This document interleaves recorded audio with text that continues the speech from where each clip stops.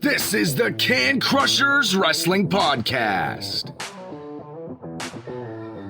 The following contest is scheduled for one fall. Let's go nuts! It's Jimmy Nuts! Right out of the door! With your hosts, Mark Martinez. Because I'm the Mark and I'm awesome! The Guru. Today I'm going to break it down for all you simpleton sweat hogs listening out there in Can Crusher Nation. I don't mean to come out here week after week and toot my own horn, but toot. And the English Professor. It is I, the English professor from the County of Kings, speaking the English of the Queen. Hey, this is former WWE superstar Duke, the Dumpster Drosy, and you are listening to the Can Crushers Podcast. And welcome to another weekly episode of Can Crushers Wrestling Podcast in studio with myself, which I am Mark the Mark Martinez, is the glorious one, Chad Piranha, and in, what is that? Is that the dining room this week? Are you getting ready to eat again, Mr. English Professor?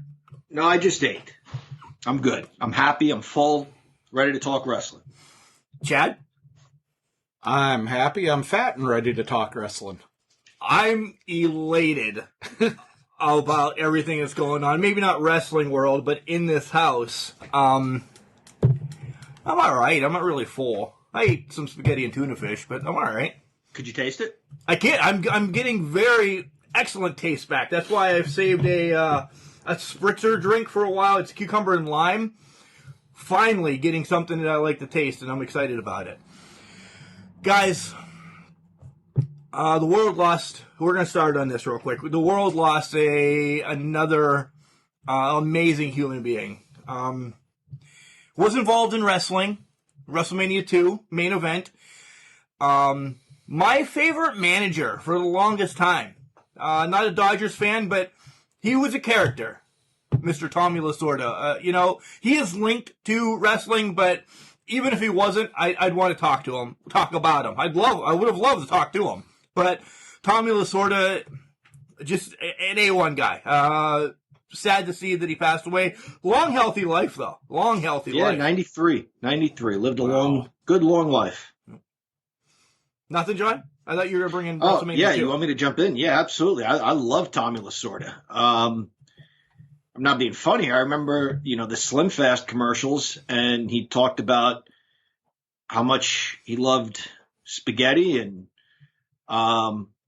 maybe this sounds silly, but I kind of gravitated towards that a little bit. I loved baseball. We both Italian-American, and spaghetti is probably my favorite food. So as a kid, sometimes kind of embarrassed over how chunky I was and maybe some of the food I ate. Tommy Lasorda kind of made that okay. Nice. As far as baseball goes, he was a very serious manager, but at the same time, he was a hoot. Just fun. He made the game fun. If you loved baseball and you watched Tommy Lasorda, you'd have a good time, whether he was screaming at an umpire or cursing one of his own players or encouraging them or dancing like a crazy person or doing a forward roll or backward roll to avoid a foul ball or something. He loved that game. He loved life. I don't know anybody that could say a bad word about the guy.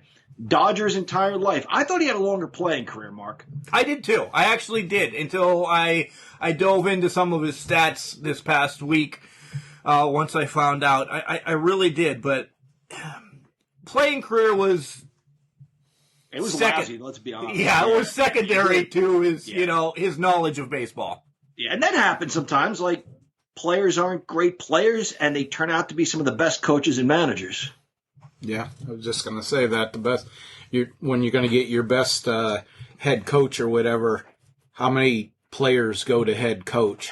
How many, you can get them in GM positions or, specialty positions, but when they kind of step out of that, they don't have the effect as a player, I guess, could.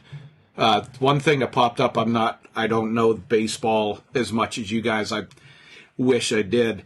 But the first thing I thought of when I seen Tommy Lasorda died was he got to see his beloved Dodgers win one more time. Yeah, he was the manager of the 88 World Series when they did win it. 81 too. Yeah. And he won 2. Yeah. Sorry, go ahead.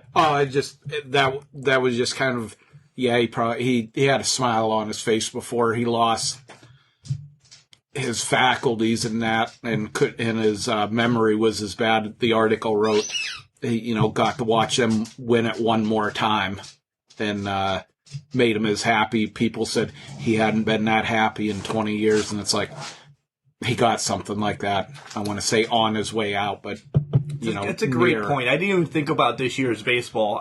Since it was lackluster, I didn't think about it, but the Dodgers did win. Side note, you're going to hear squeaks, you're going to hear barks, you're going to hear... Is that Miggy stomping around her? Yeah, because Chad brought his dog's bark box down and we're not sponsored by Bark Box, but we should be sometimes. Chad doesn't... His kids, kind of don't like the plushies, so he always donates them to our 2 boys now. Miggy will be squeaking this son of a gun all over the house, studio, in bed tonight till he destroys it. And gets the toy that's inside it. And gets the toy that's inside of it out of it. So that's the kind of show it's going to be. So, yeah. All right, but as we go, here's the Tommy Lasorda. WrestleMania 2 ring announcer Ricky Schloeder was there, too, from Silver Spoons. Oh, yeah, yeah. So, yeah, you said earlier, before we got on the air, he announced the main event. The cage match between Hulk Hogan and King Kong Bundy. Yeah. It was in L.A. Yep, that's right. That was Good point. Year that they were split, wasn't it? Yeah. It was in 2 different locations. 3. I think Nassau. Chicago. Yep, you got it in L.A. Yep. Yeah, that was the main event, though. The Bundy. Yeah. So, here's a Tommy Lasorda. Sad, but as we said, lived a long life, got to see the Dodgers win the World Series. But we're going to spin this a little bit. We all seem to be bringing something to the table that we're excited about this week. I have 2 things, though. So I will start with number 1, and then I will finish, because it's my damn show. Okay. Today is also my mother-in-law's birthday, so happy birthday, Vicky. You're not listening to the show, but at least if anybody else there knows her, shoot her happy birthday. My wife had to go to her house. And, guys, if you're going to buy me the Roddy Piper box that I posted on Facebook about a week ago... Go ahead and get me another one. You can get me another one. Because my wife went up there and, swindled the deal and got me one. Inside the box is amazing. Absolutely amazing. John, do you want to see the stuff since you're on air? I would love to. Jesus. I love Roddy Piper. The dog is right under my chair. So first of all, the box is a kilt, which is... Oh, my God, I love it. Amazing within That's itself. The crest, the Piper's Pit crest on the top of the box. There's an awesome caricature in there. You know how I love caricatures. Oh, there's like a Coke flying into the ring.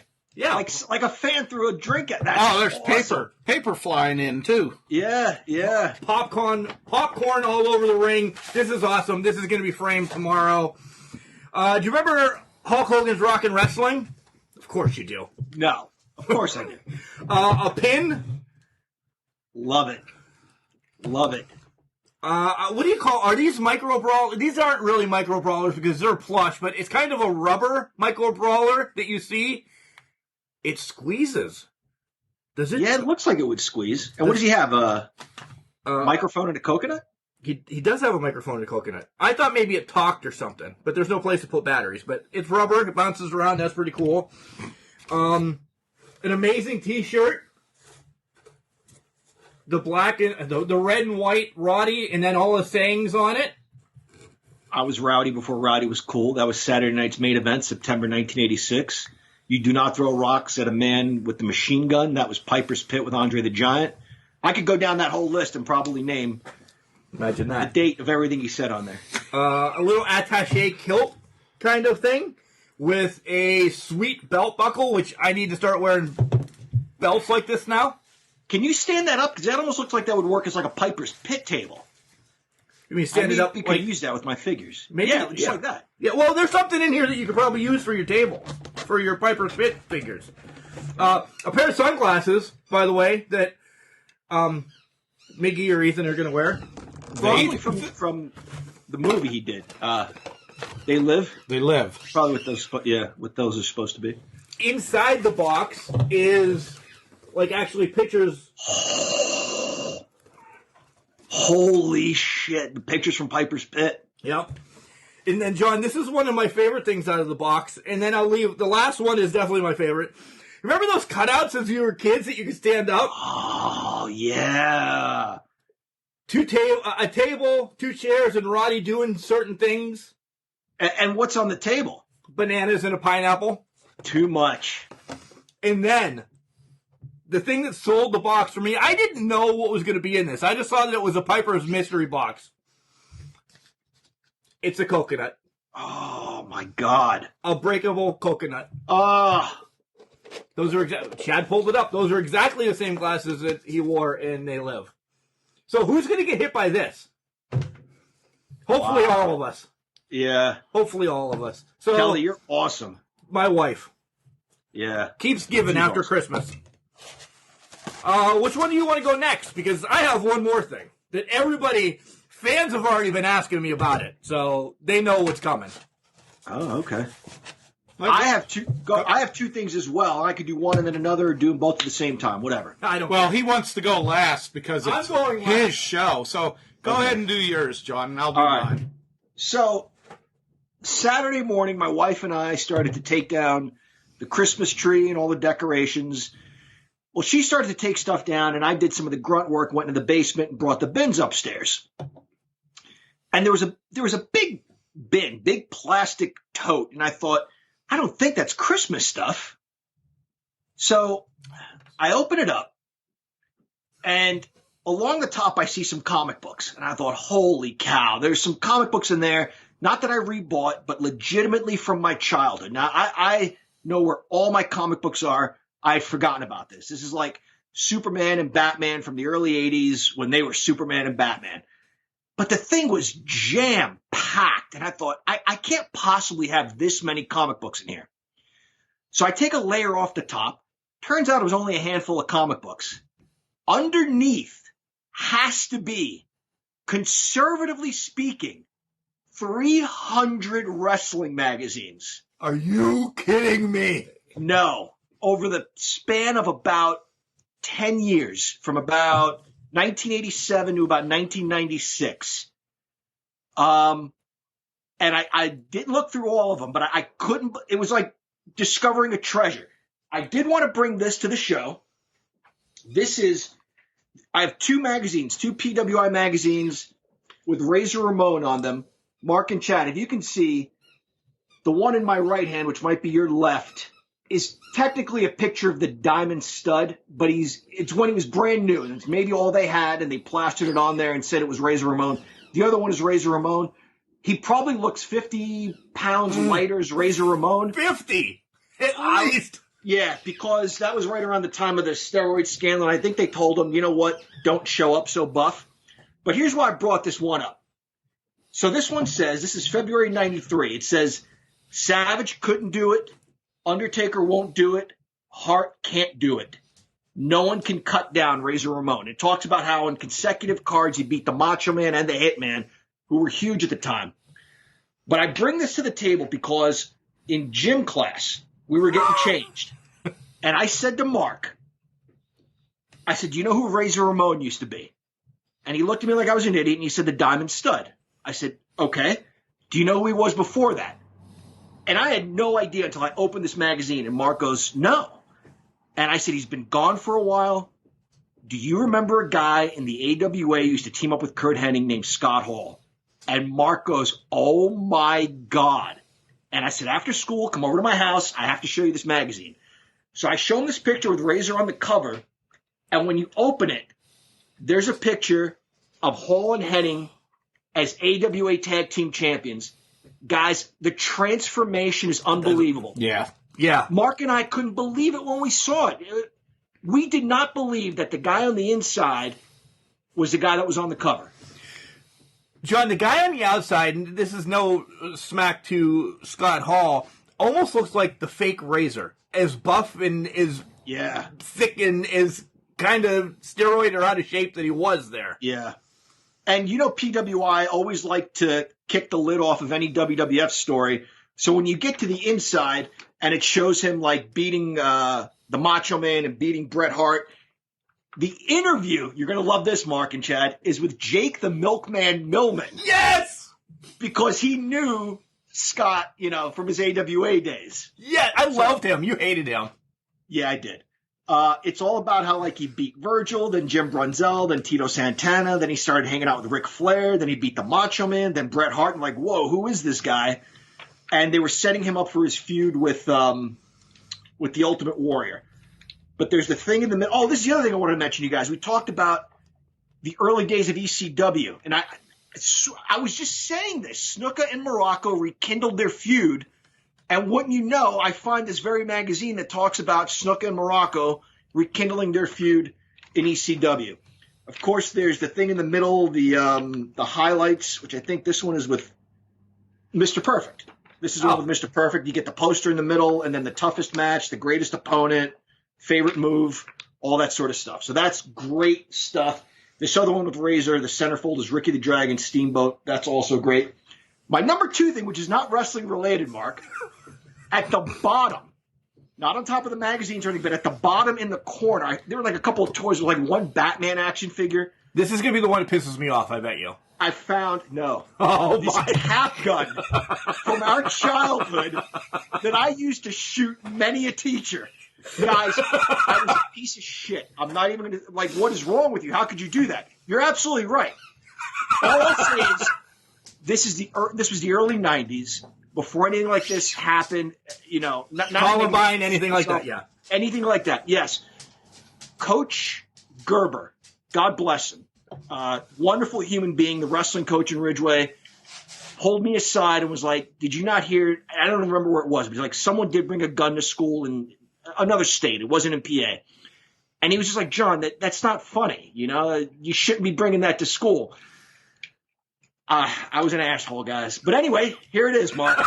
I wonder if they still make capsules. And guys, this isn't orange. It's black. They made them look real, Is that the one that takes the orange? The string? Orange Yes. No, not it does take the string. I'm thinking of the one that takes the orange little disc. Oh, it's that little plastic thing that you put in it? Like an 8-shot? Yeah. It opens like a gun, like you're loading a gun. Look at that. I didn't know if it was the one. It is. I didn't know if it was the one that you could put the string in it, too, and it comes out the gas. I forget, John. Nope. God. You know who needs to see that? Mrs. A. I wonder if you would scar her. She would laugh about it now. She would give you a hug and give you a kiss and say, "Oh, John."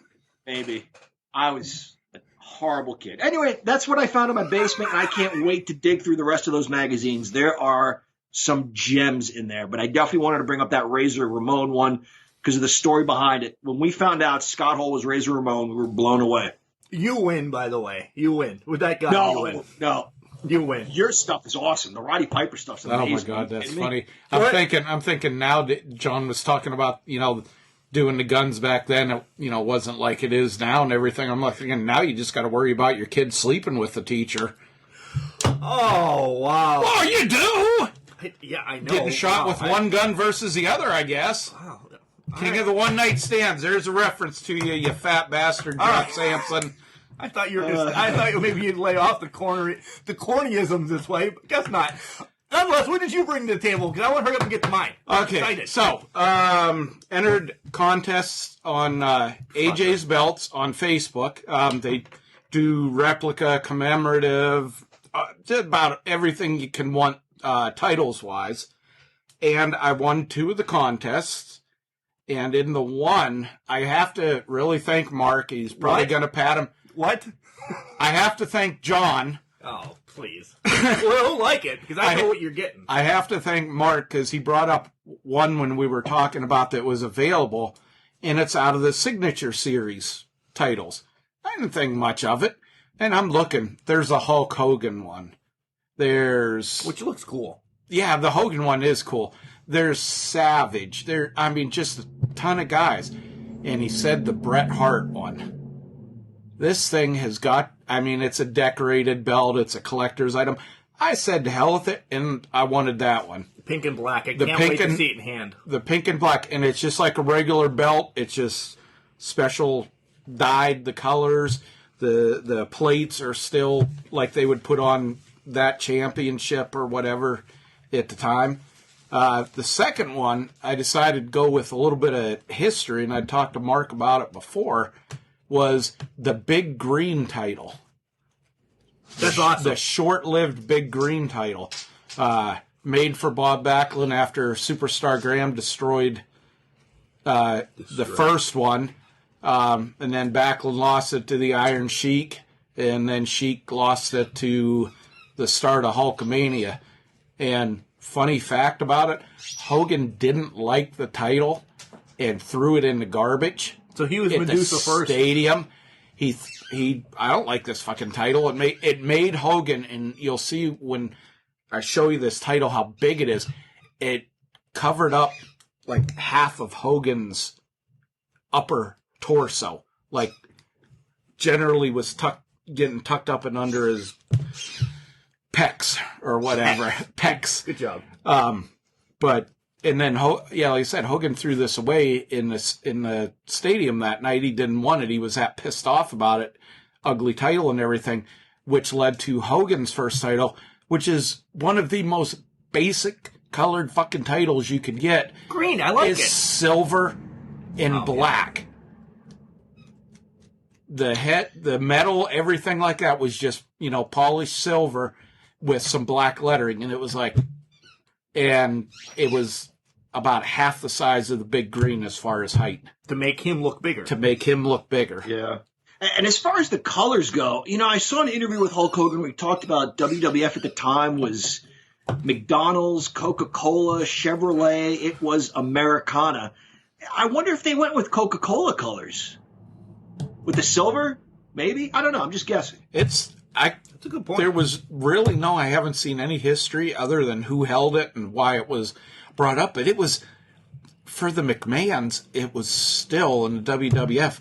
That's still kind of like a very bland title. It's like what the hell was that? The national title in NWA was only 2 colors. It was the same thing. I'm sorry, and if I may, my other one, Wrestling Superstore for you collectors, and gotta go to it. Go and check out. They have everything and anything in there. Again, not sponsored. Maybe they will. But I bought 2 Ring of Honor titles. Oh my God. That were half price. They cost me $200 a piece. 4mm plates.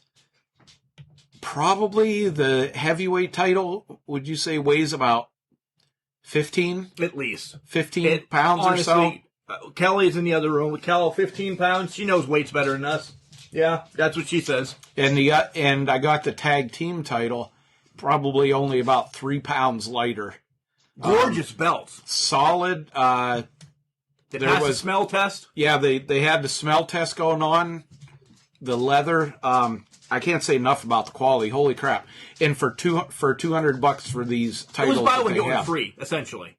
Yeah, basically, yeah. Look at it that way. They're normally $400 anywhere else, $400 to $450, and they're $200 and comes with a nice printed bag. They were both. I was going to be a prick and bring this down for you and say, "Here's your title," but they had styrofoam cutouts for a cushion inside the bags. Oh, that's cool. I was going to bring them down for him, John, maybe put on there with magic marker that he's some world champion or something like that. Podcast world champion. All right. Can we go to mine? Go ahead. Yes, yours. Go ahead. You guys are both in on this, too. You guys want to be here. You want to. I'm talking about Friday, I got the Odroid X4 system. Guys, this is everything. What kind of system is this? The Odroid X4. It's a game emulator. There you go.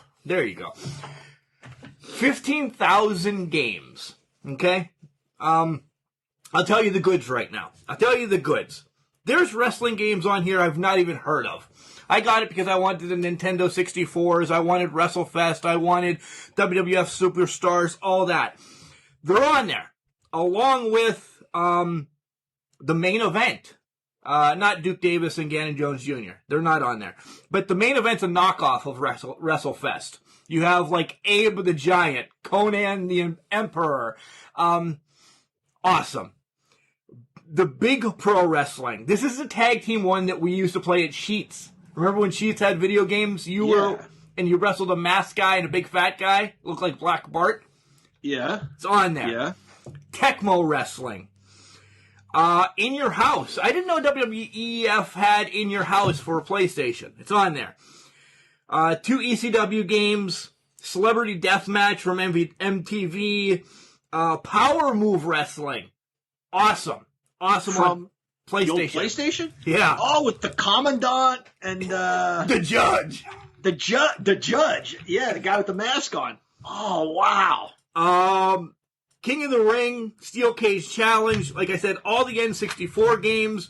There's a women's wrestling that I can't find it now. I believe it's either on Neo Geo or Nat Go or something like that. It's in Japanese. It's all women's wrestling. I didn't have the PlayStation long, so I didn't get to play SmackDown 2 Know Your Role. The season's amazing. I started playing it, and like I haven't saved anything yet. I'm just still getting it down.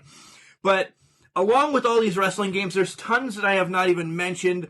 Baseball games out the wazoo. I don't get it tonight because, one, I have the podcast, and 2, I've played it since it came in. So my wife now gets to play her games on Nintendo because this is... Guys, I'm telling you, go to Retro House Gaming.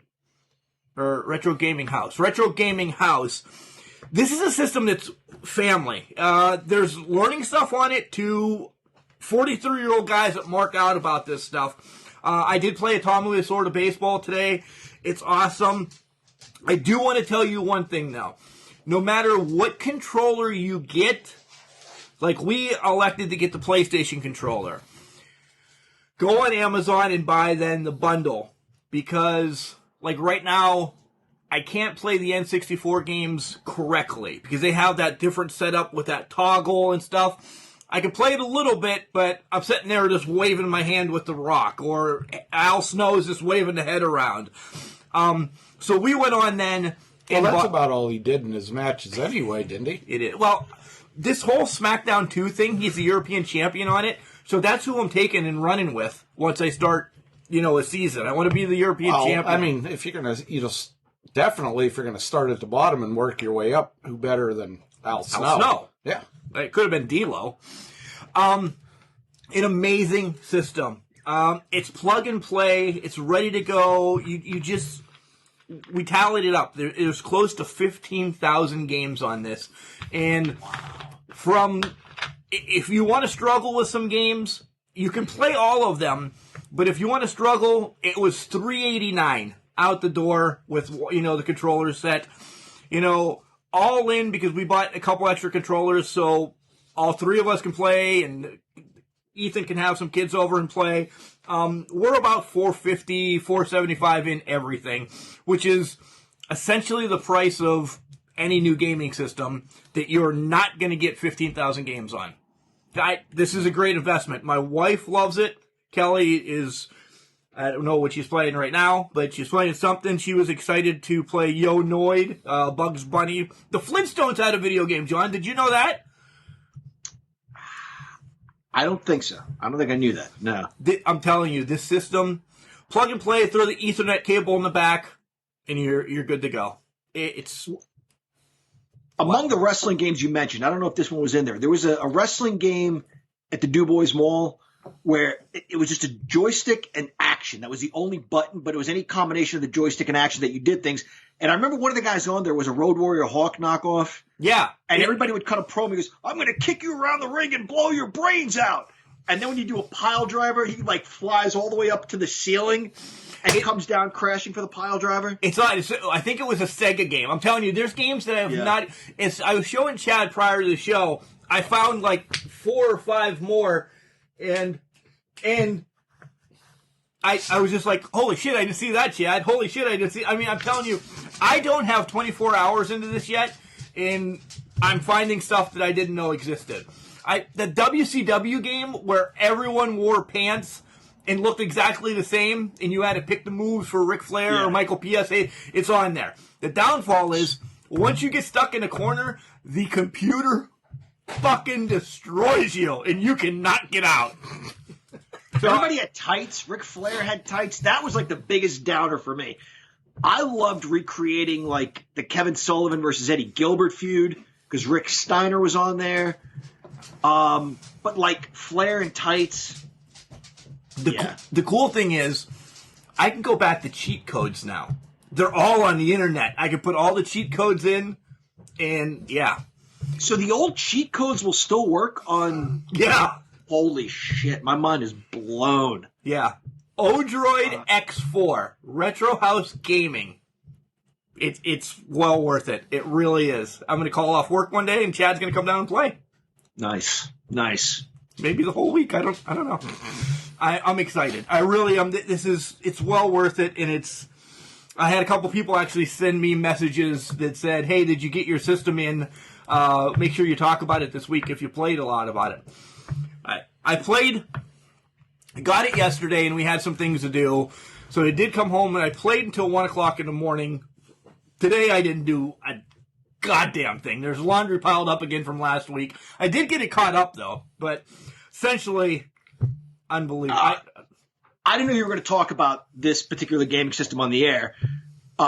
Whether you know or not, your wife was snapping pictures of you playing.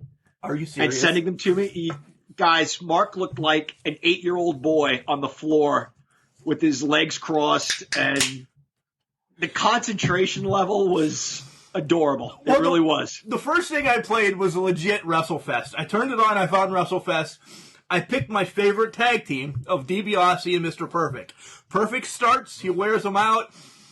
DiBiase's more of the muscle of that team, comes in, roughs them up, and then throws them a $1 Million Dream. I took the tag team championships like nobody's business. Nice. You fight the Road Warriors or Demolition. Who do you fight at the end? Road Warriors at the end. Demolition in the midst of getting there. Yeah. But the toughest team I had to face was Slaughter and Earthquake. I bet. Yeah. The weight. Yeah. So, should we talk about wrestling here in the first segment? We've been talking about wrestling.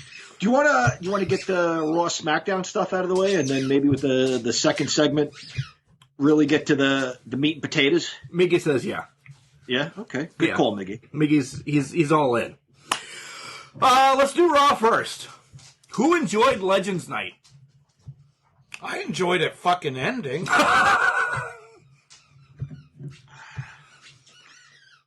Go ahead. Say something you have to say, then I have a qualm about it.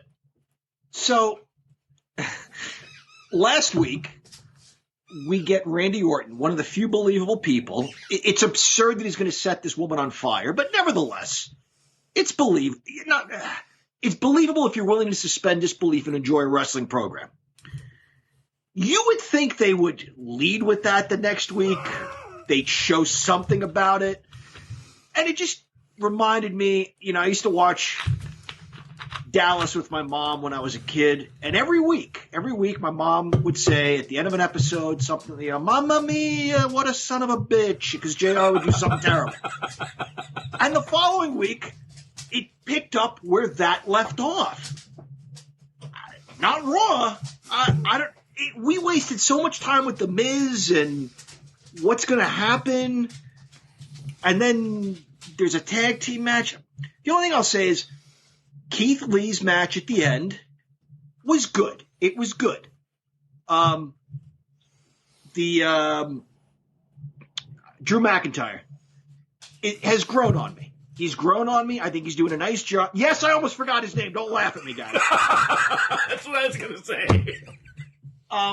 But the fans are like, this is awesome. And I'm just thinking, really? Really? This is pretty good. This is all right, but this is awesome? Oh, it's awesome compared to what they've had. Oh, and it's awesome because that's what they pump in there. Exactly. Yeah. But, the legends are always dumb. It's so dumb. It's just an opportunity to make fun of what we loved growing up. The best thing I would say, Alicia Fox. no. Well, the Drew McIntyre Keith Lee match and the Goldberg shit afterwards, that was, the shit afterwards was bad. Neither one of them looked like they knew what the fuck they were talking about or doing. No. And that's probably more to Goldberg's fault because he was supposed to be going through. Big surprise there. I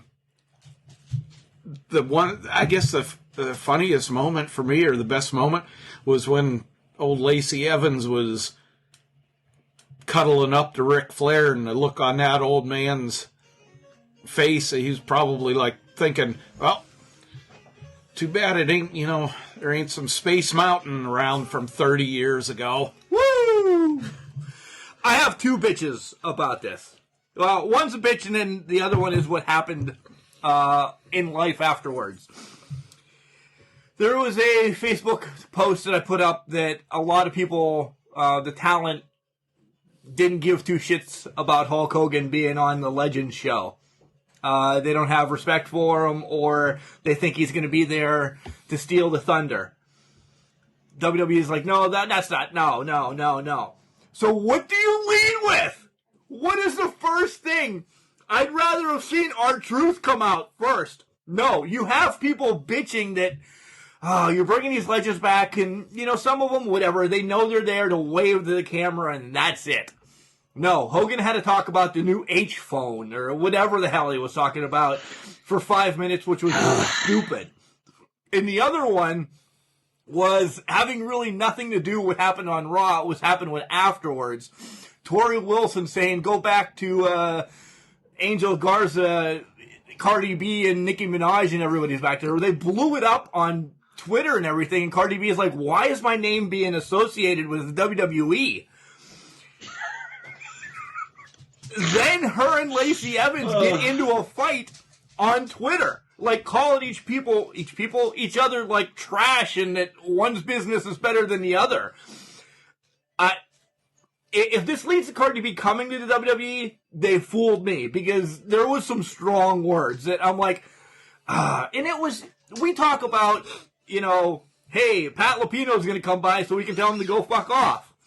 Do we want him here? No, but we mentioned his name just in passing.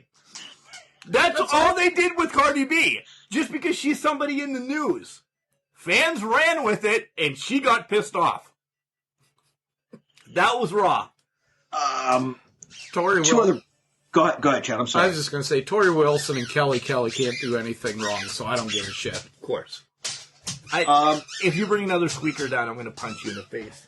Boy. Two other points about Raw, and we've touched on both of these matches. Chad, you mentioned the main event then with Goldberg coming out, and it just was a mess. I don't know if these guys were shooting or if somebody wrote this shit for them. If they wrote it for them, they did a lousy job.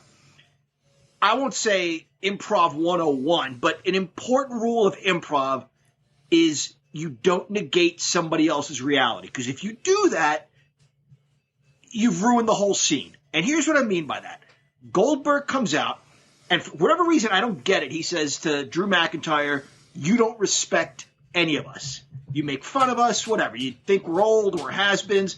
You've just built this super baby face as your WWE champion. You kind of gotten him over. Why are you making him out to be an asshole now? You want to book a match with Goldberg? Fine. Not fine, but whatever. But don't make him out to be the bad guy. But when Drew McIntyre says, I never said any of that, well, then the fucking scene's over. It's over. You can say, you know what, you're misinterpreting. I have the utmost respect for you guys, but your time has come and gone. Get out of our way. Let the next generation take over. Whatever. So now you have conflict. You have the new guys and the old guys, and both want to be on top of the mountain. But instead you have, hey, you don't respect me. Yes, I do. Oh. All right, well, I'm going to push you just as we go out the air. It's just so dumb. It's so dumb. And then the whole Lacey Evans thing, guys, she was ready to be a breakout star. She has stalled and Ric Flair and Lacey doing what they're doing. How many times do we need to see it? Like, at some point, take it to the next level. Pull him in and kiss him. Do something. How many times are you going to crawl over there like a cat and not do anything? The guy has had so much tail in his life. Is he really going to fall for this? And then Charlotte yelling at him, I don't want to see you. We saw that 8 years ago. Well, the thing is, John, I'm glad you continued with this.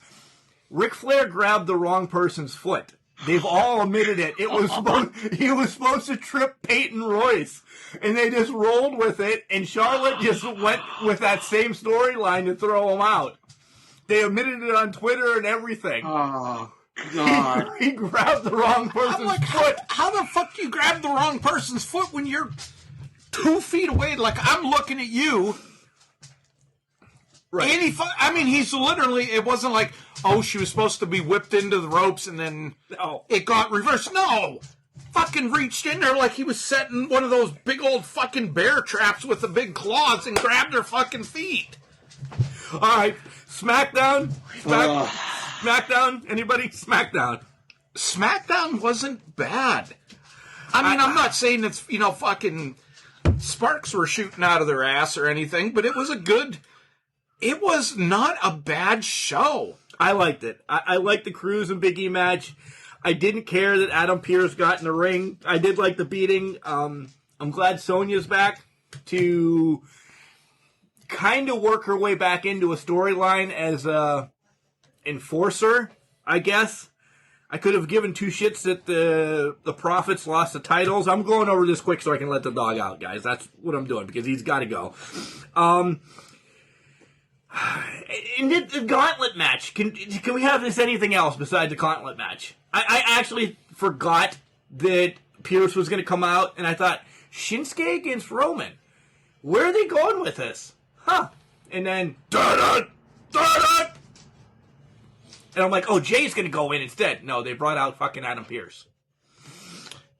Weird storyline, but it's fitting in. It's making Roman, be even more of the dick-faced heel as he can get. The gauntlet match was kind of good. It was a change of pace versus, we're going to have, fucking the Possum King versus Rey Mysterio and... Who the hell is the Possum King? Fucking Corbin. Oh, okay. Glad the Street Profits lost the titles. But here's the thing. Here who they're, and I've seen this on a couple of sites, their call-up from NXT was halted, two people, but in this, talking about this specific storyline, to get in and be a opponent for Roman up until WrestleMania. Damian Priest. When we get to Royal Rumble, I'm going to make a prediction, but we're not there yet. Okay. Yeah, Damian Priest coming up, and then go ahead, your girl. The other call-up that's happening after this week's show. It's not mine, it's his. Oh, well. He likes Rhea Ripley. I thought he liked that Sunny Kiss. Well, he likes him, too. Oh, okay. Wow. Rhea Ripley. SmackDown? Anything for you? I still have a hard time remembering it's on Friday nights. The New Year lineup, is it on Laugh TV or Me TV? It's on one of those. Antenna. They show 2 consecutive episodes of Archie Bunker, followed by 2 consecutive episodes of The Jeffersons. My son loves them too, and he and I both forgot. It wasn't until the one episode of The Jeffersons we were like, holy shit, SmackDown. So I was like, wow. Jefferson's on. We're moving on out. Yeah, so we watched The Jeffersons, if that tells you where we are with WWE's main brands. No disrespect. None. I like it. Hey, so that's WWE in a nutshell, right? We're good? We'll talk more WWE in the third segment when we buy it. But and NXT. Okay. Chad, you got Sweet Apparel on right now. Yes, received yesterday in the mail from AEW, from Collar and Elbow, the Brody Lee memorial shirt. Throw him a softball and he still can't do it. I ain't even going to comment what I was going to say. But anyway, the shirt, extremely comfortable. Doesn't hug in the shoulders, tight around the neck, kind of just laying there. It's a beautiful shirt. It's not real flashy. It's purple, black, and yellow. Good tribute for Brody Lee. And, guys, if you want to buy your own AEW apparel, which I suggest you do because they have hats, hoodies, T-shirts, sweats, go to collarandelbow.com. Use the and I see Mark's wearing the blue the Blue World Order shirt. And my hoodie. And your hoodie. Very nice. I have that same – I think I had that same exact outfit, the T-shirt and the hoodie, both I got for Christmas.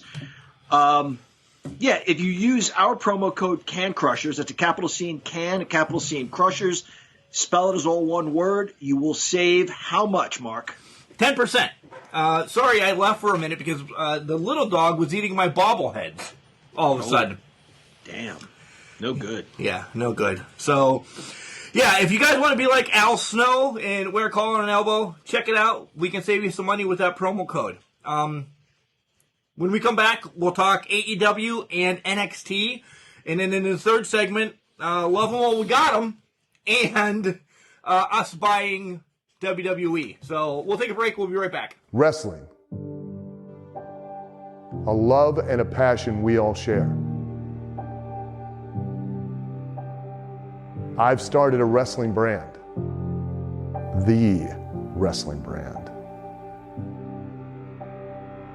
A brand founded on the aspects of wrestling. Two entities working together to create a product that connect emotionally for people everywhere. Collar and Elbow is the brand. Passion and love for wrestling is the drive. I am Al Snow, and this is Collar and Elbow, the wrestling brand.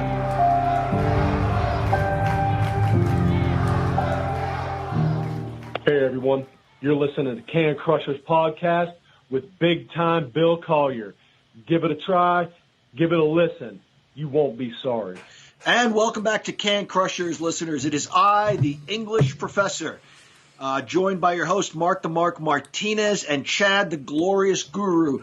And guys, listen up. We have a new website we're working on. It is anchor.fm/CanCrushers69. If you guys visit that site, you can listen to some of our old shows. You can drop us a line. You could even be on the show. So if you've ever had hopes and dreams of someday growing up to be a Can Crusher, then visit anchor.fm/CanCrushers69. The only one that's excluded from that is Pat Lupino because fuck Pat. All right, I'm all right with that. Never? He can never be on. It's always been fuck Pat since I've been on here.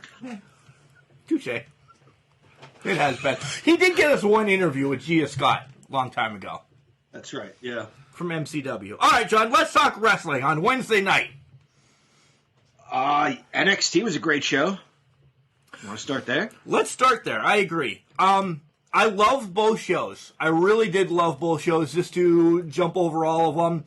I thought NXT brought it home more. I did like NXT a little bit better than AEW this week. Again, the viewers didn't, but we always say, if it's going to be on the network, like I watch it 5 seconds later, there you go. That's why. Absolutely. Yeah, absolutely. And again, I enjoy AEW. I have just been liking NXT a whole lot more. I think it's only January. I think we got 2 Match of the Year candidates already just on this show. And you could twist my arm and say 3, but I'll certainly say 2. Yeah, I agree. Starts off, Loomis is learning how to be a stagehand. Good for him. Priest against Cross, and all I want to say is, man, I missed that entrance. I rewound, or took back a couple seconds and watched the entrance again. It is unbelievable. Probably, I I said I like Judas, and we said we like that. Cross's is definitely better because it just gets me ready for his match. And this was just a brutal big man match. Beating the snot out of each other. But the right person won. The right person won. Damian Priest, as we said kind of before we went to the breaks, getting that call up. And I think the right person won in the other match we're going to talk about to lead to more in the NXT. And you know what occurred to me is the two guys in this match are named Priest and Cross. It just occurred to me for the first time on Wednesday. I didn't even think of that until now. Yeah. This was a good match. Like I said, it was a good big man match. They beat the hell out of each other. I like the entrance more than Jericho's because Jericho's is just getting... It's the sing-along. I like everybody's singing. I mean, Marco Stunt's singing it for criminy sakes. But this was a good match. Like you said, the right man won, but yeah, I still like him from Punishment Martinez. Maybe he's going to be the Lost Reigns that's going to, come up and fight with Roman. Maybe it'll be Luther's younger brother. Or maybe Hornswoggle and somebody along the line had a kid. I don't know. I love this match, and two things I want to point out about this. Scarlett is very believable, and here's why. It's because she fully commits to the shtick, to the gimmick, but then at the same time she knows when to tone it down. So, I've been critical of Paul Bearer because the whole thing was nonsense. It was ridiculous. At some point, you're managing a fighter. Show me that you're managing a fighter. That's what she shows me. If you guys watch this match closely, she's talking to Karrion during the course of the match. But then she'll turn towards whatever crowd is there and play up that bit, too. To me, she's a nice combination of Sensational Sherry and Bobby Heenan. She really is that good as a manager. And then the storytelling of this match. I will take that level of storytelling over however many flips you want to give me. Damian Priest is super talented. The ribs. He does a move, holds his ribs. He climbs the ropes, the turnbuckles with one arm because the other arm is holding the ribs. He did the shittiest Razor's Edge I've ever seen. Why? Because his ribs are hurt. It was all believable. And then when we get all those moments where he's trying to, go on offense, but his ribs hurt, when Karrion Kross does what he does to him, it sells that even more, like ramming him either into the post or into one of the pillars of the stage or whatever. Great storytelling in this match. These guys are awesome, and I'm with you guys. I love the big man match. I miss the big man match in wrestling. Yeah, for sure. Hey, did you know Bobby Heenan, random fact here, what was his real name? Raymond Heenan? Raymond Lewis Heenan. Yeah. I didn't find that out till watching one of the Shooting Series videos. Sorry, John mentioned it. Shooting Series, like Duck Hunt? Like you can play on the Odroid X4? Well, no. I'm sure some of the wrestlers in there shot. Well, I know one of them shot some people, but, By the way, the squeal you heard as soon as John started talking was the little dog got stuck in his water dish because he's got his rabies thing now, and as he was getting a drink of water... What the hell have you been giving him that he's getting stuck in his water dish? The water dish is like metal, and then it's got like an apparatus to hold it up so they don't have to bend over as far. His rabies thing got stuck in between two slots of metal, and my wife had it. He's fine, but these are the kinds of dogs that we have in our house. Next matchup was Metalik against Santos. It was a decent match. I just want to know how long Santos is keeping this, and I'm all right with him keeping it because he's actually bringing prestige back to this title for me. He is. For a while, I continued to think that Pac had it as Aaron Neville or whatever Neville. Aaron Neville's a country singer. It definitely wasn't him. Whatever Neville, his first name was. And then Enzo had it, and then Scotty Too Hottie, and then it was garbage. Santos having it this long, I like the cruiserweight. I don't want him to lose it, but at some point he needs to get away and be better because he is better. I agree. I like the guys around him, though. That's good wrestling heat. He's talented enough to win on his own, but rarely does. It's an age-old story. Ric Flair could win on his own, but the Andersons always jumped in. It's that story. It really is. Nothing much more than that. Very good match. I freaked out when Grand Metalik almost lost his mask on the top rope. I don't know who was going for a move, but the way their bodies rubbed together or whatever, he almost lost his mask. I freak out when I see that shit, when masks are almost lost. It's a trauma thing for me. Because when I was a kid, I used to pretend to be superheroes. And, I'd make a mask. You weren't a masked wrestler, so I thought maybe that... No, but, I'd make, like, a Batman mask out of... cardboard, pizza boxes. Cardboard or something, pizza boxes. My dickhead brothers would always run up and tear it off. Like, I know you're Bruce Wayne now! So that shit still... I still have a hard time when wrestlers almost lose masks. Didn't he dress as a terrorist one Halloween or something? No, it was Jinder Mahal. Jinder Mahal. Louise. Terrorist enough, right? You're going to remind me of that. I still feel bad. My neighbors, they're good people, and they came over for candy, and I was dressed as Jinder. They're from India. He's also Rex Ryan, too, so he goes from Jinder Mahal to Rex Ryan. That's just the best one, though. I'll never forget the look on that little girl's face. I still feel terrible. I wanted to crawl into a hole. There was another guy there who recognized who I was supposed to be right away. Thank God. I had a WWE microphone and a WWE Championship bell. So you went from killing teachers to Jinder Mahal in the same episode. Next match is Xia Li against Catriona Cortez, and I want to know who the evil... Katrina. Yeah, her. Her, too. She did as much as I can mention her name. Who's the evil lady or being in the chair?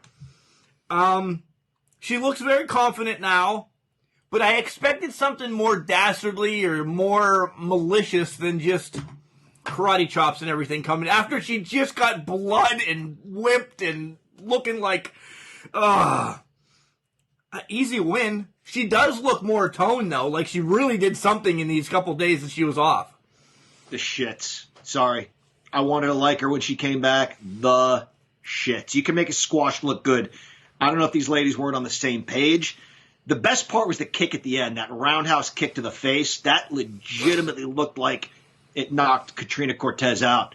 Other than that, I don't... To your point, Mark, after everything she endured, I wanted to see her take that out on the poor schlep across the ring from her. Yeah.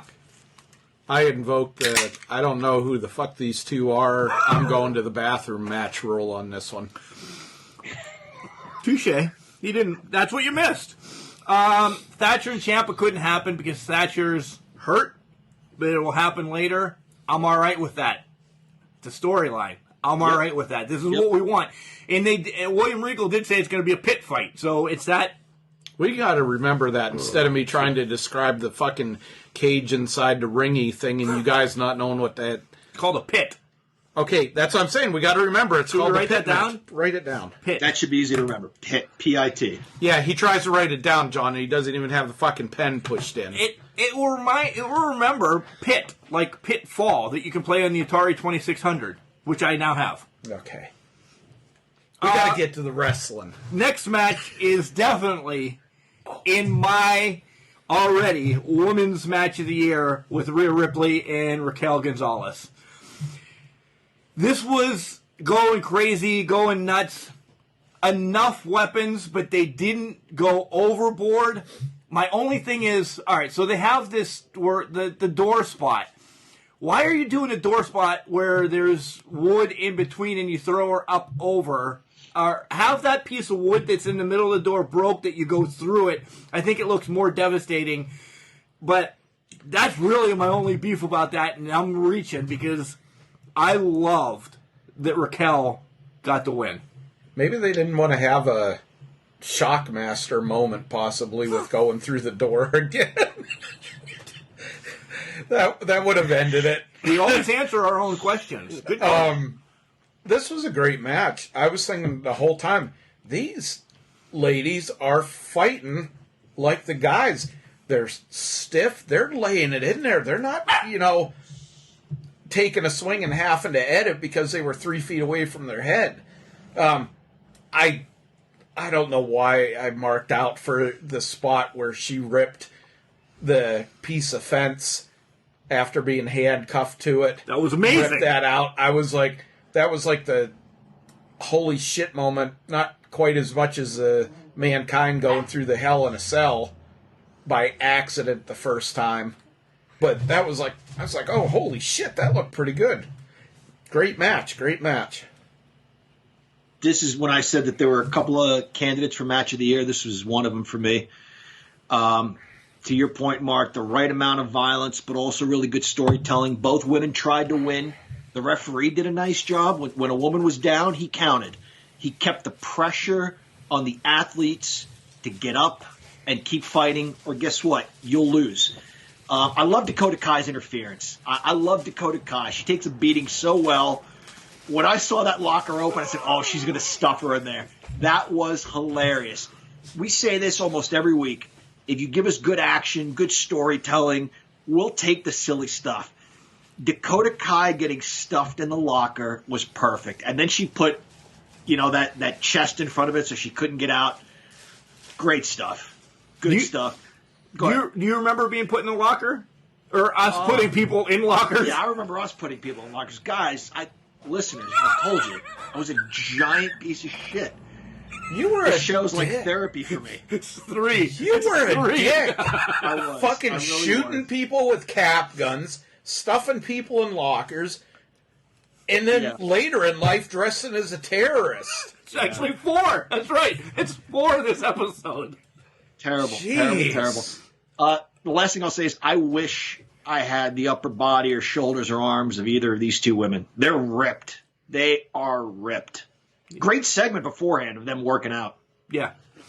The way is escorted to the arena by the police. I love this segment till it got to the match. I loved everything about the setup.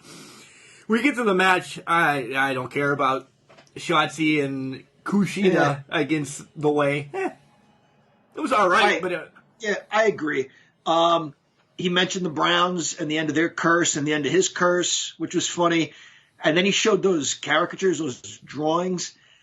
And guys, this is proof that Gargano's a mark for our show. He asked how accurate Austin Theory, the drawing of Austin Theory was, and how big the arms were, and how big, yeah, absolutely. He's listening to us. He is. I'm sure he is. Yep. We love you, Johnny. We do. Yeah, there wasn't much with this match for me. I mean, it was pretty good. I'd just love to see him in a high impact match with somebody like O'Reilly or Cole or something like that, or Dunn, just to see it, because he's not the biggest. I mean, we joke about that. He's not the biggest, and it looks out of place at times. But put him in against somebody like that, and you're talking, and I'll plug this later a little bit more, but you're talking the New Japan style of wrestling where they actually have to fucking wrestle and put stuff in and go through punishment, and it's not so much bullshit. Yeah. I would love to see him in that style. What are you guys doing Valentine's night? I'm married, so probably not much. Chad's married. I'm married. So we're all going to probably watch NXT TakeOver Valentine's Day. Is it a Wednesday? No. Valentine's Day is on the 14th. Right, I know that. Yeah. So what are you talking about? Is there a pay-per-view that night? Yeah. Oh, okay. It's a Sunday night. Oh, okay. So we don't have. That's what I'm doing then. We don't have to take the wives out. We have a pay-per-view that we have to cover. You better shut up. She's looking around the fucking corner. We don't do anything. And she can come on right now. I would let her come in. We don't do anything for Valentine's Day. That was all a setup. We don't. We love each other as much as we love each other on Valentine's Day yesterday. I think I think she loves you a little bit more after that Piper box. You're right. You should love her a little more. Yeah, the bar is high. Okay. Well, she tells us all the time that she hates you, or that you hate her. Wow. Hey, how about the announcement of the Dusty Women's tag team tournament. I'm actually excited for that. It's about damn time. I agree. I hope that name doesn't, the rumors that Dustin and Cody would like to have their father's name. I don't think, if it were on a different brand, I'd wonder, but I think NXT is being genuine when they use Dusty Rhodes' name. Yeah, they started this. The idea was in the works for the first one before Dusty passed away. And then they actually had both of them at the final night, and I can't even remember who won it the first year, but they handed the trophy over to him. I think this is genuine on this level. I think if it went to the quote network programs, that it wouldn't be taken as well. Next match is Kyle O'Reilly against Finn Balor, and I would imagine the three of us will say it is a match of the year candidate as well already here in January. I will be devil's advocate. I don't think it was as good as the first one. I liked it. I really did. It's amazing. I think they played the jaw too early. I would have liked to see that a little bit later. I mean, it was like 3 minutes into the match, and then it was the jaw the whole time. Fine and dandy. I love that storyline, but I think it was too early. Have some scuffling. Have that not go on. But, yeah. John, I know you're a Finn fan. I'm a Finn fan. I would have liked to see O'Reilly get a sniff, though. And I think he will, but I think this was the spot because he's hot right now. And to build on what you're saying, that you would have liked to have seen it build up a little more, if they'd had more time, I think they would have built up more.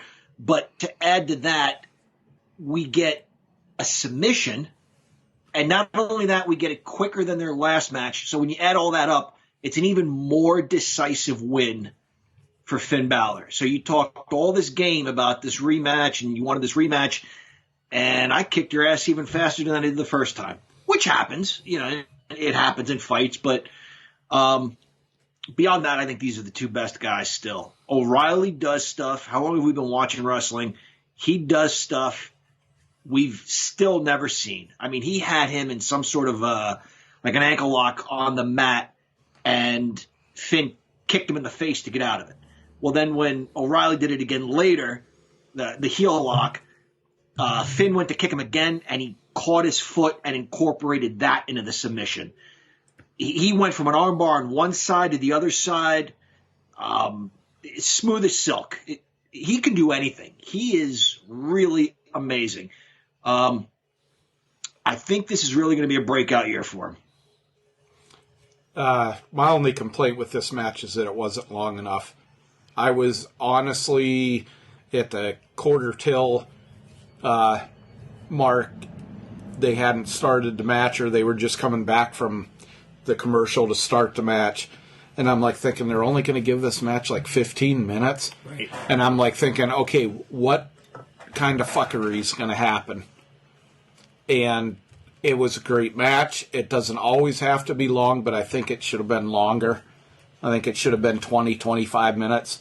I don't think they're done. I don't either. I don't think they're done. And the way O'Reilly was looking and playing up Adam Cole and Bobby Fish and that being in there, I think they're going to play it up to some way to Cole getting another match, but he has to, if he doesn't win, he has to leave Undisputed Era. Or O'Reilly, you mean? You said Cole. Or I'm sorry, Cole. Yeah, O'Reilly. That if he doesn't win, he has to leave Undisputed Era or something like that. It's going to cause turmoil within the Undisputed Era. Which is the right thing now, too. Which now is, I kind of playing that angle. I still think Kyle O'Reilly's going to be the one to beat him for the title. NXT, great show, without a doubt. Fantastic. Absolutely. Transition over to AEW, and it starts off with a match that probably the three of us gave two shits about. SCU and the Bucks against THQ or whatever, TH2 or in the Acclaim. PS2 and... Yeah. The only thing I'll say is just when I thought, this is okay, again, not my style, but it just went down the crapper. It just became anybody can be in the ring anytime they want, for as long as they want. Tags don't mean anything. And these are the sorts of matches where I wonder if JR's heart is really in it. Because I don't think deep down he can get behind this sort of stuff either. Just an opinion. Maybe that's a great opinion. Maybe that's why they put, if you look, the last 3 weeks or the last 3 times the Bucks have been on, they've been first. So it's like a build-up match for JR because JR was great in the Hager-Wardlow match. You know, it's just, all right, here, something JR doesn't like, let Excalibur and Tony do this one and let them warm up. I agree. I agree with what you said, John. Yeah, I'll go with you on that. The only thing I'll say about this match is it started my hopes up for this show. I really thought, well, they're getting the shit out of the way, so they're going to be better along the rest of the show. Sorry. It got a little better. I don't think it was super fantastic. It was, well, yeah. Next to getting Kenny Omega to fuck out of the way in the first match, this couldn't have been any better. Mox talks about the events of, you know, him losing the title, he's back, and he's going to beat the hell out of Kenny. Good promo by Mox, nothing special, nothing great. Agreed. A lot of promos here. Trent's got a torn pec. He's going to be on the shelf for a while. Miro and Kip say, you come to my house, do my laundry. He wants them to be a laundry boy, or what did they call him? Yeah, what did he call him? Young boy. Young boy. Yeah. That's... it's a bitch in Japan, more or less. It's a maid. It's a low-level servant. Yeah. Not butler, all nice and tidy and prim and prop. No, you're a bitch. And I'm all right with that. You know, I hope they lose, and Orange Cassidy has to be... John, what did we see? Who had to take care of somebody's needs? Jimmy Garvin had to take care of David Von Erich's horse and dog and bale the hay and, scrub the shit off the floor. Oh, yeah. You can find that it's on YouTube. The whole things. That was the best because they were both into that shit. And I'm hoping that turns into this because I think it would only help one Orange Cassidy or Chuck get some more relevancy. I know the kids love Orange Cassidy. Chuck is like this beer can in front of me right now. Yeah. Just there. Yeah, doesn't have much of the personality. On the note we were just discussing, you guys, I love dogs. I've always had cats, so you guys love dogs. I felt badly for that dog on Von Erich's farm because Jimmy Garvin had to wash the dog. Seriously, he's like, oh, I hate you, you stink. And he's like throwing water in his face. I mean, that's still, the dog doesn't know he's part of a wrestling promo. Poor thing. You're yelling at him. And then the thing tried running away because he knows you're being an asshole to him. And they got to like wrestle him down. I just felt, I love that territory. If I had to point to one thing out of everything they did that I hated more than anything, it's how they treated that poor animal. So you could have done that without treating that dog like shit. I agree. PETA John, all of a sudden. Oh my God! If that's the one thing in that territory that John's fucking up, the only thing that makes me mad about WCW. Wow! The only thing. Woo! My dogs would be biting at the water. You. All right, so we do get to the match between Jake Hager and Wardlow. Wow! Another great big man match. I liked this match. I really did. And again, Hager doesn't lose anything by losing because he's established. Wardlow, we love Wardlow because we know Wardlow. He's still not hugely well known, Wardlow. And now he is. And he looked good. I mean, he did some new stuff. This was a chance for him to really shine and display what he's capable of doing. Very good big man match. We talked about this earlier. I always enjoyed this sort of, British Bulldog Warlord match. I really did. And this is obviously worlds better. The athletes are better. But I I like the whole idea of them running into each other and the double clothesline and everything, and good stuff. I enjoyed the promo afterwards, if we can talk about that for a second. Wardlow gets a clean win, which really surprised me. I didn't see that going in this direction. Yeah, great match. Everything you guys said. I thought there was going to be some, as we like to call it, fuckery go on, but Wardlow beat him clean. Maybe they're going to push him. Maybe they're going to start pushing him. I hope so. John, you can take the lead with the promo after. Okay. So MJF goes into the locker room to applaud Jake Hager's effort. And I love this company because it seems like they just let the guys have fun. You know, we've been talking about Brody Lee the last couple of weeks since his passing. And one thing a lot of wrestlers said about him was, you know, when they yelled cut, the guys would all just bust out laughing. You can tell these guys are having a good time. MJF goes back there, and Jake Hager's like, no, out, get out. And MJF's like, listen, buddy, I just want to tell you did a really good job. And I cracked up at the end when Jake Hager goes, you know what, you're a good dude.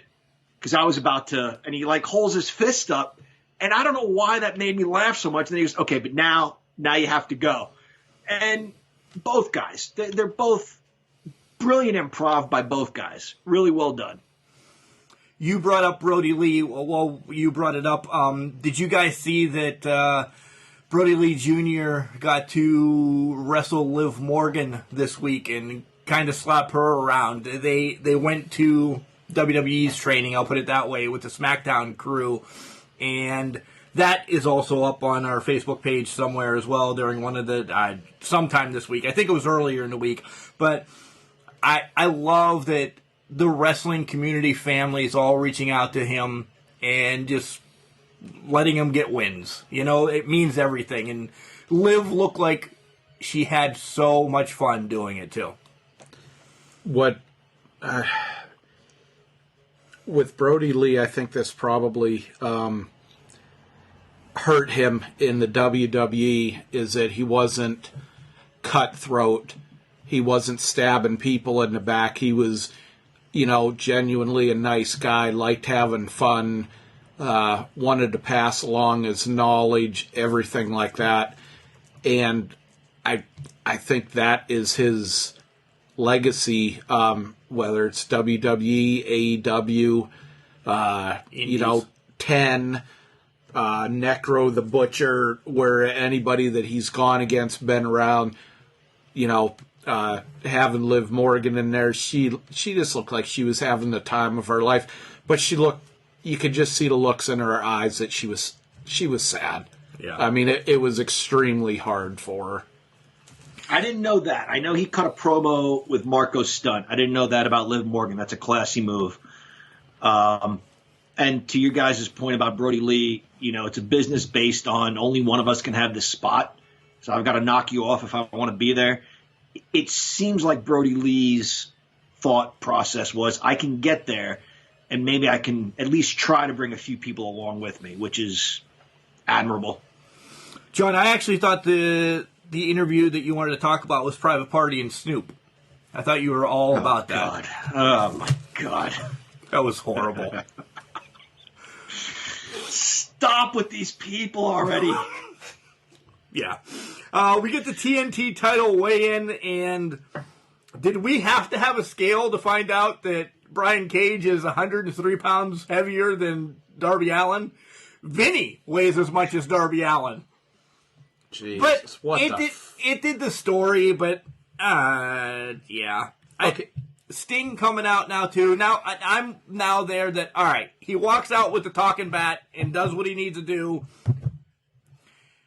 Somebody needs to be getting co-cocked with that fucking bat. I want to see ankles and knees taken out. Now going to be part of Team Taz.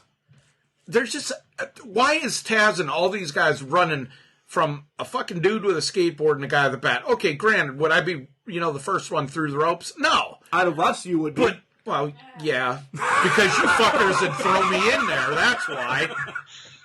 grab a chair, go in there, have a fight, swing some stuff. There hasn't.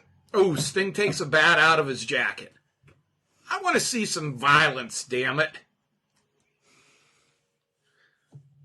Nothing. Yeah. Someone said to me, Dad, why are they running away from this guy? I'm a huge Sting fan. I am looking at my Mattel Sting right now with the orange pants and the white and blue face paint. I was a big Sting fan in '88. Again, though, it's one guy. And what's Taz's son's name? Is it Hook? Is that what they call him? Or Yep. Yeah. Have you guys seen that guy's hands? He has fighter fists.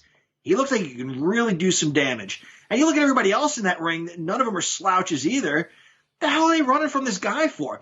Maybe to your point, Mark, maybe it's all a setup and Sting's going to join them. Although I don't know why, but as of right now, I can't see why these guys are running from one guy with a bat.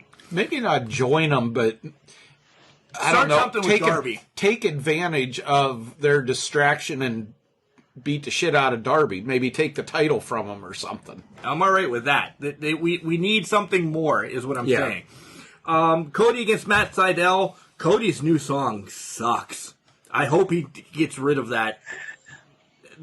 As soon as he played it, I hope they said, "This fucking sucks, Cody. Get rid of this," because it was garbage. What was wrong with the American Nightmare song? I don't know. I don't know. If I'm remembering this match correctly, which was okay, it seems like Angelico did 4 or 5 rolls just to do a wrist lock. Or not, Sydal. I'm sorry. I think he wrestled Angelico the week before, maybe. You sure? Yeah, okay. No, Sydal did like 4 or 5 rolls just to, I don't know, to do a wrist lock or something. I didn't love this, and I sure as shit didn't love what happened afterwards. The Superfly splash off the top rope. Yeah, no. No. The only good thing I can say about that music, his new music, is it is better than Brandy's singing. So we didn't have that. John, I remember the spot that you're talking about. He did 4 or 5 fucking rolls. What would have been the one thing that any normal wrestler, let's think maybe Ric Flair would have done if somebody was flipping around and fucking stuff in front of him, and he'd have poked him in the eye. That's exactly what Cody should have done. Kicked him in the nuts, something else. Yeah, he should have thumbed him in the eye or, kicked him in the twig and giggleberries. Next matchup, Abaddon against Shida. And it was a hard-fought match. I liked the match. I really like Shida. There wasn't enough to this match, though. Abaddon, the last couple weeks, even on Dark, is a monster. Shida just gets rid of her quickly. Shida needs a feud. She doesn't have a feud. She's one-off in everybody. Great for wins and losses, because they matter in this company. But she needs a feud.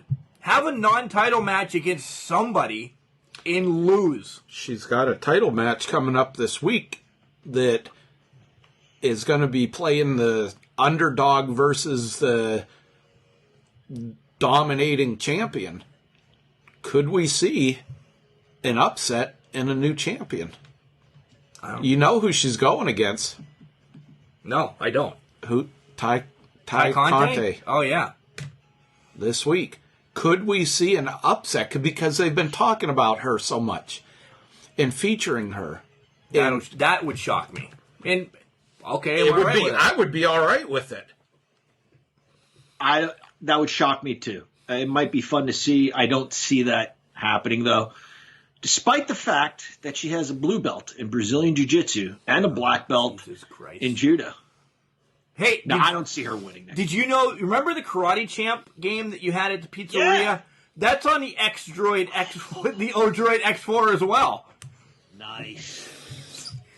I didn't get it in the segment yet, so that's why I was waiting until you brought up some karate. Go ahead. I used to like the jump kick to the head. That was my go-to move. And all the Mortal Kombats as well. Oh, wow. Good stuff. I'm going to say this, and I truthfully mean it. Did anybody give two shits about the Ray and Kenny match? Afterwards stuff we can talk about, but... You know it wasn't. This was one of those ones where you just had to sit back and see what they put together and enjoy it because you knew what the fuck the result was going to be. And this athleticism, it was amazing. I'm not going to knock it, but... This wasn't bad, and I'm going to say this again. I hate that son of a bitch, but I think that this was more of somebody supporting Kenny Omega and making him fucking look good. He's just like... He's like fucking pockets on a 5-hour energy fucking drink at the 4-hour and 45-minute mark. He's just not fucking into it. There's no excitement. There's no emotion from him. You know, he gets the shit beat out of him. Hey, dude. Who's that one that was always real low-key in WWE, got busted for fucking pot? Jim Duggan. I'm thinking like Jim Duggan low-key until he snapped into character. No clue. I said Jim Duggan just because you said pot and the Iron Sheik, so that's all. Since you guys kind of talked about the match, after the match bugged me, where the guy from the other company, what the hell's his name? I forget every week. Don Callis. I could just remember The Undertaker, Mark Callis. I wonder if they're related. Oh, yeah. Me, Mark Callis. Yeah. But he's just like, we're going to finish him off right now. And was he so hurt that you're going to make me believe he's just going to lie there like a bitch and let Kenny Omega take advantage of him? I didn't buy that. I thought, like you guys said, you knew Omega was going to win. That part's not damaging. What they tried to suggest after the match, to me, is a little damaging. I don't think he's just going to lie on the mat and nothing happened during the course of the match to make me believe he's that hurt that he can't defend himself. Yeah. So you don't like the Good Brothers being there? That was pretty cool. No, that was cool. That was unexpected. That was their name, obviously, in WWE, so... They didn't actually call them that. That was just like a Friends reference and stuff like that. Friends like Joey and Chandler and Rachel? Like their fans and friends and FTR actually was the one that gave them that name. I loved seeing them. I was conflicted because I was like, man, they're beating the shit out of Moxley, and I really like Moxley. But when they came through, I was like, this shit is finally fucking getting good. And I'll say this, y'all can fucking laugh. When the TNA pay-per-view or the Impact pay-per-view's coming up, I want to get it just for their fucking main event match. Everything else aside, and there's also some good stuff on there, I want to get it for their main event match of Twinkle Toes McFinger fucking the Good Brothers against Motor City Machine Guns and Rich Swann. This match is going to be, I think this is going to be off the fucking charts. Well, maybe we'll have to look into getting that.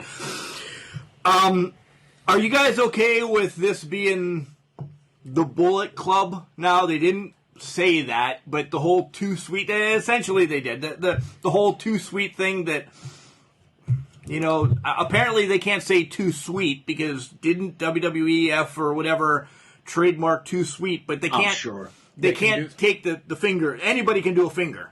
This is leading to something. This is just more than the reformation, because have you seen the shit coming from Tama Tonga and that side with New Japan? They're like, hey, bitches, Yeah, I did see that. That's why I brought it up, because I knew you would bitch about it. No, I fucking love it, because I still think that they're all going to be working together. I still think New Japan's going to bring talent over there. Some of them said you are not the Bullet Club until you have, like the Samoans or that history in it as well. Yeah, so it wasn't just like idle little shots or comments about it. No, there was a good line of stuff. I'm telling you, I think they're going to be all working together. And I don't want to say WWE is vulnerable, But if these guys work together and get something really going, they'll absolutely start killing the arena matches when that shit comes back. Their pay-per-views, they're going to get more TV time and everything. I've been saying it for about a year. It's going to happen. I'm sure Mark's marked out. My son marked out and explained the whole Bullet Club thing to me and who was in it and why this is going on. And so I'm sure wrestling fans had opinions, loved it, hated it, but it definitely drew them in. To your point, Chad, years ago, Vince said that those guys couldn't agree on a cup of coffee, so they didn't cause me any concern. But it's not 1985 anymore. You know, when AWA and NWA and maybe AAA out of Mexico and everybody else tried to get together for a supercard, Vince was like, whatever, do what you want to do. I don't think his heart is really in this anymore. I really don't. I don't think anything excites Vince McMahon anymore. I was thinking about this, and I won't go off on a tangent here, but you guys remember when they used to – yeah, I know you're nodding because I always do. But you remember the don't try this at home where they say love them, cheer for them, believe in them. That's important. Whom can you believe in, truly believe in, on a WWE main brand? I'm talking about Raw and SmackDown. You know what I'm saying? There's not one person where you can say, Randy Orton's believable, but he's been around a long time. You tuned in every week to see Stone Cold punch Vince McMahon in the nuts because you believed in Stone Cold. You believed in something. You believed in Hulk Hogan. You believed in what The Rock stood for. Whatever the case is, there's nothing to believe in on those brands. There's nothing that draws you in. I don't think his heart is in it anymore. So to your point, Chad, if more companies really start to work together, genuinely work together, look, WWE's not going anywhere. It's humongous. But they will have to take a look at how they do things. Ding dong! Ding dong!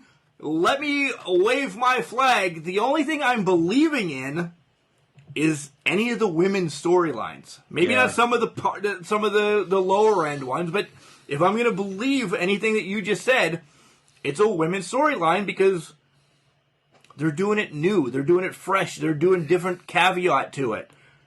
Did you get the Bailey reference? Yes, that's exactly who I was thinking. Yeah, yeah, that's it. Yeah, there's like John said, there's it doesn't necessarily have to be somebody that scared the shit out of us when we was a kid coming out like a fucking Kamala. Or I still the best ones is seeing Bruiser Brody go through the fucking fans with swinging a frickin' chair and shit like that. It doesn't have to be something like that, but it has to be somebody that you can put effort in, that you can, holy shit, I like that guy. You know, it's not a good guy, bad guy thing. It's a, who on earth can... I agree. Fucking, who, Sheamus? Drew McIntyre? I mean, Keith Lee would make a fuck of a gangster if he'd get rid of that what the fuck is her name? Sound of Music frickin' voice of his. So he should be Thugonomics 2.0? No, he should just be he should be coming out there dressed in fucking mafia gear and shit. Al Capone stuff. That's what mafia slipped my mind. So that would be a good look from like in a suit. Yeah, pinstripe suit. Yeah, doesn't have to talk much. Smoking a cigar. You know, coming out with bodyguards. Whatever. That would be something. Holy shit! I could look into that. Guess Hogan, what? Eat your vitamins, say your prayers, and drink your milk. Drink your milk and everything. That was stuff we could believe in back then. But I believed in a blue blazer. But there's still something out there, like Rhea Ripley. That look, it's a lifestyle. You know, you see pictures of her coming into the arena or leaving the arena or at an airport or something. I'm not saying she's dressed like that, but she still almost embodies that character that you see on TV. Not that you have to live the gimmick or anything, but give them something to believe in. That's what I'm saying. And there are some out there, but not much. Not on the main brands, anyway. Well, after we take a break, we're going to give you everything to believe in because we bought the WWE last week. And that's right. We're going to run through... This took us way too long after the podcast last week, but we're going to break down our bookers, our GMs, our pay-per-views, all that we decided. And then John's segment, and I believe it's... Who went last week? John I went last week. So it's Chad. On me. It's on him. Here we come. This is the fashionista of professional wrestling, Calvin Couture. And I'm glad you're listening to me, but I don't really know why you're listening to this podcast. But whatever, they paid me a lot to say this. So enjoy Can Crushers, I guess. And welcome back, Can Crusher Nation. It's a glorious one. The Guru. Sitting next to me, playing on his phone, wishing he was playing on his new video game system, is The Mark Odroid X4. that has like 300,000 games on it. 15,000. Well, what's in the numbers? And then we got John, who's, we thought, the professor, we thought he'd be, having a 7-course meal like he did the other night, but he only had one plate. It's about time. Yeah. Don Morocco. Oh, that's rude. We talked about Don last week and we loved him. Oh, so okay. it's your turn. No, we're not doing that right now.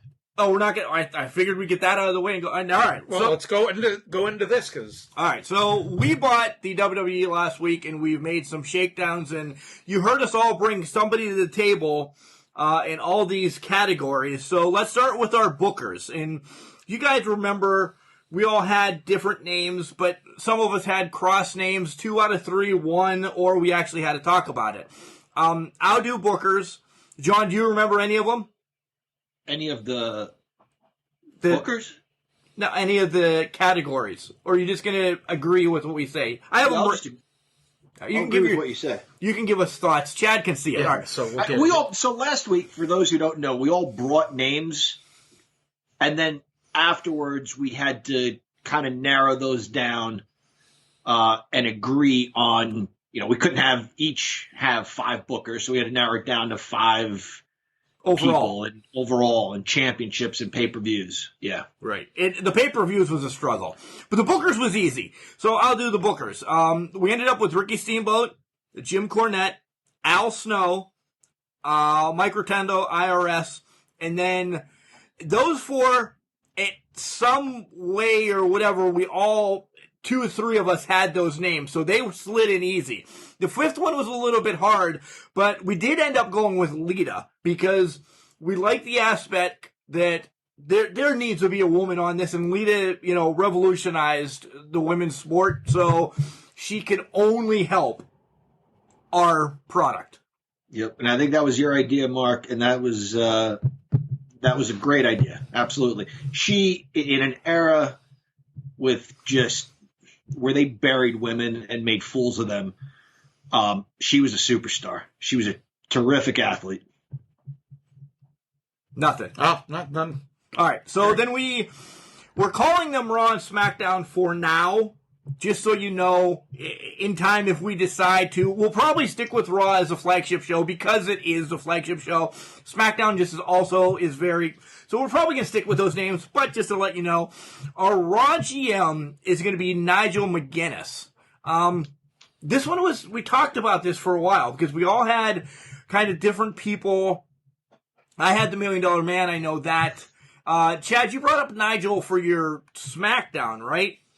Yeah, I was originally thinking him on SmackDown, but then when we talked about, SmackDown being more the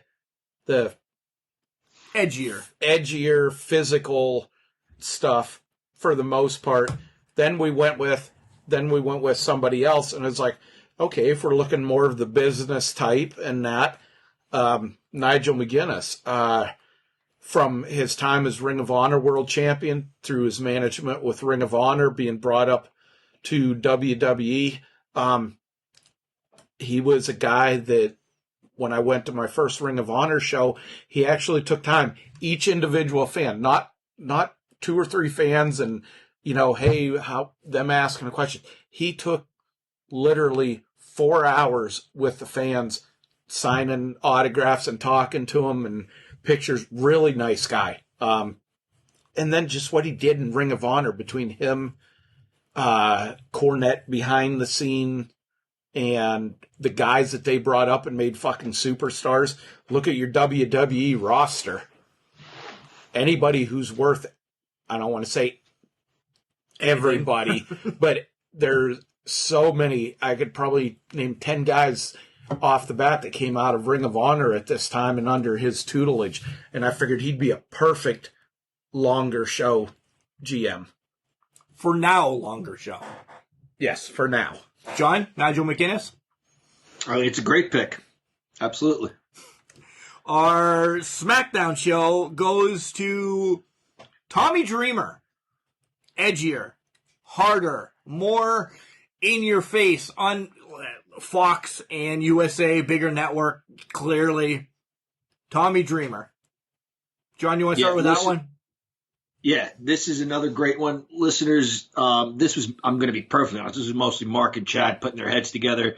I had my ideas, but they didn't use any of them because none of them were any good, to be honest with you. Tommy Dreamer was another great idea by you, Mark.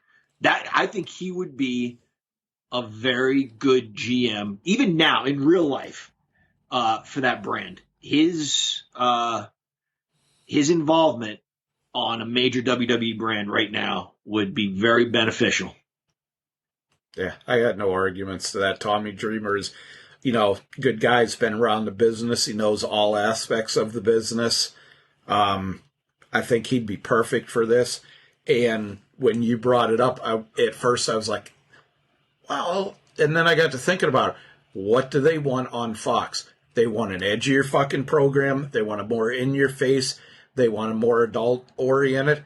Well, other than, the human walrus Paul Heyman, Tommy Dreamer is about as best as you could get for something like that.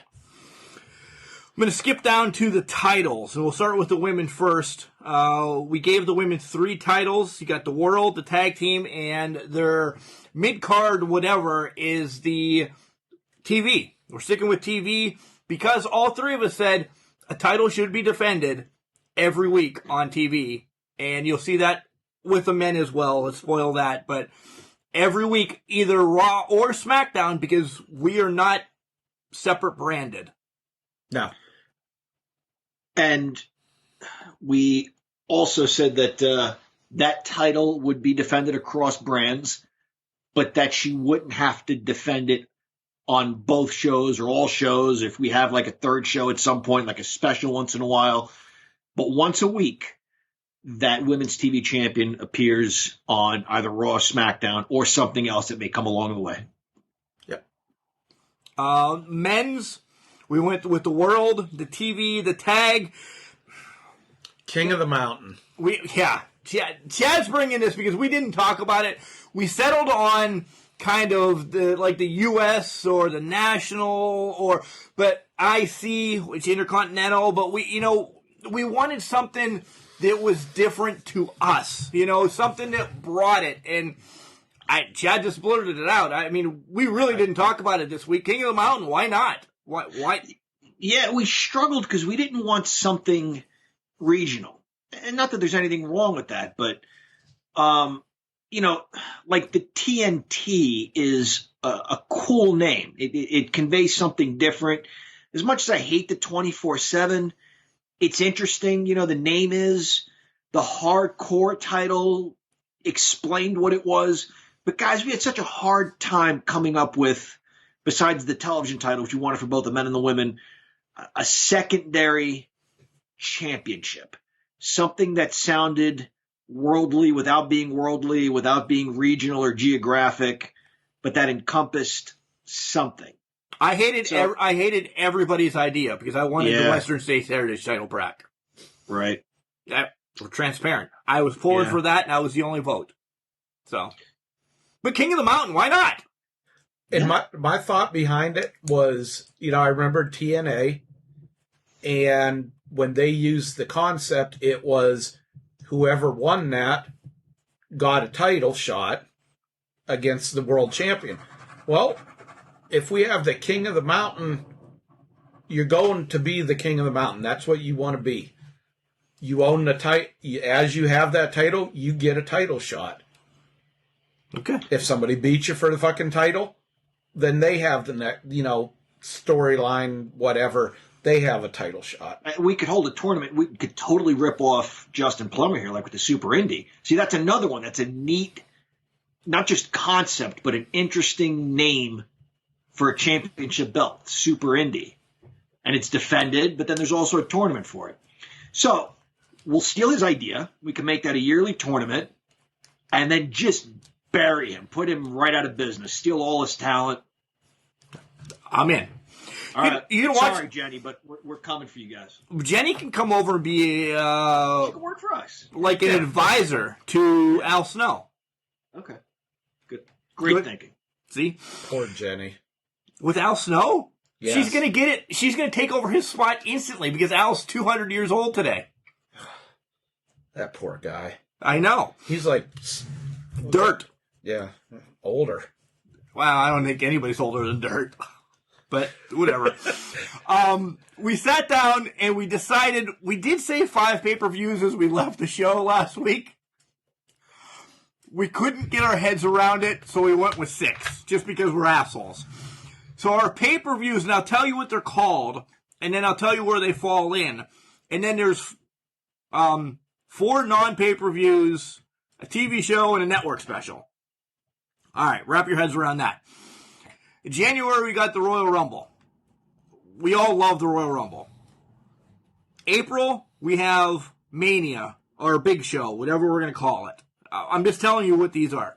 We're going to stick with those. Why? Yeah. July, Great American Bash. September, traditional King of the Ring.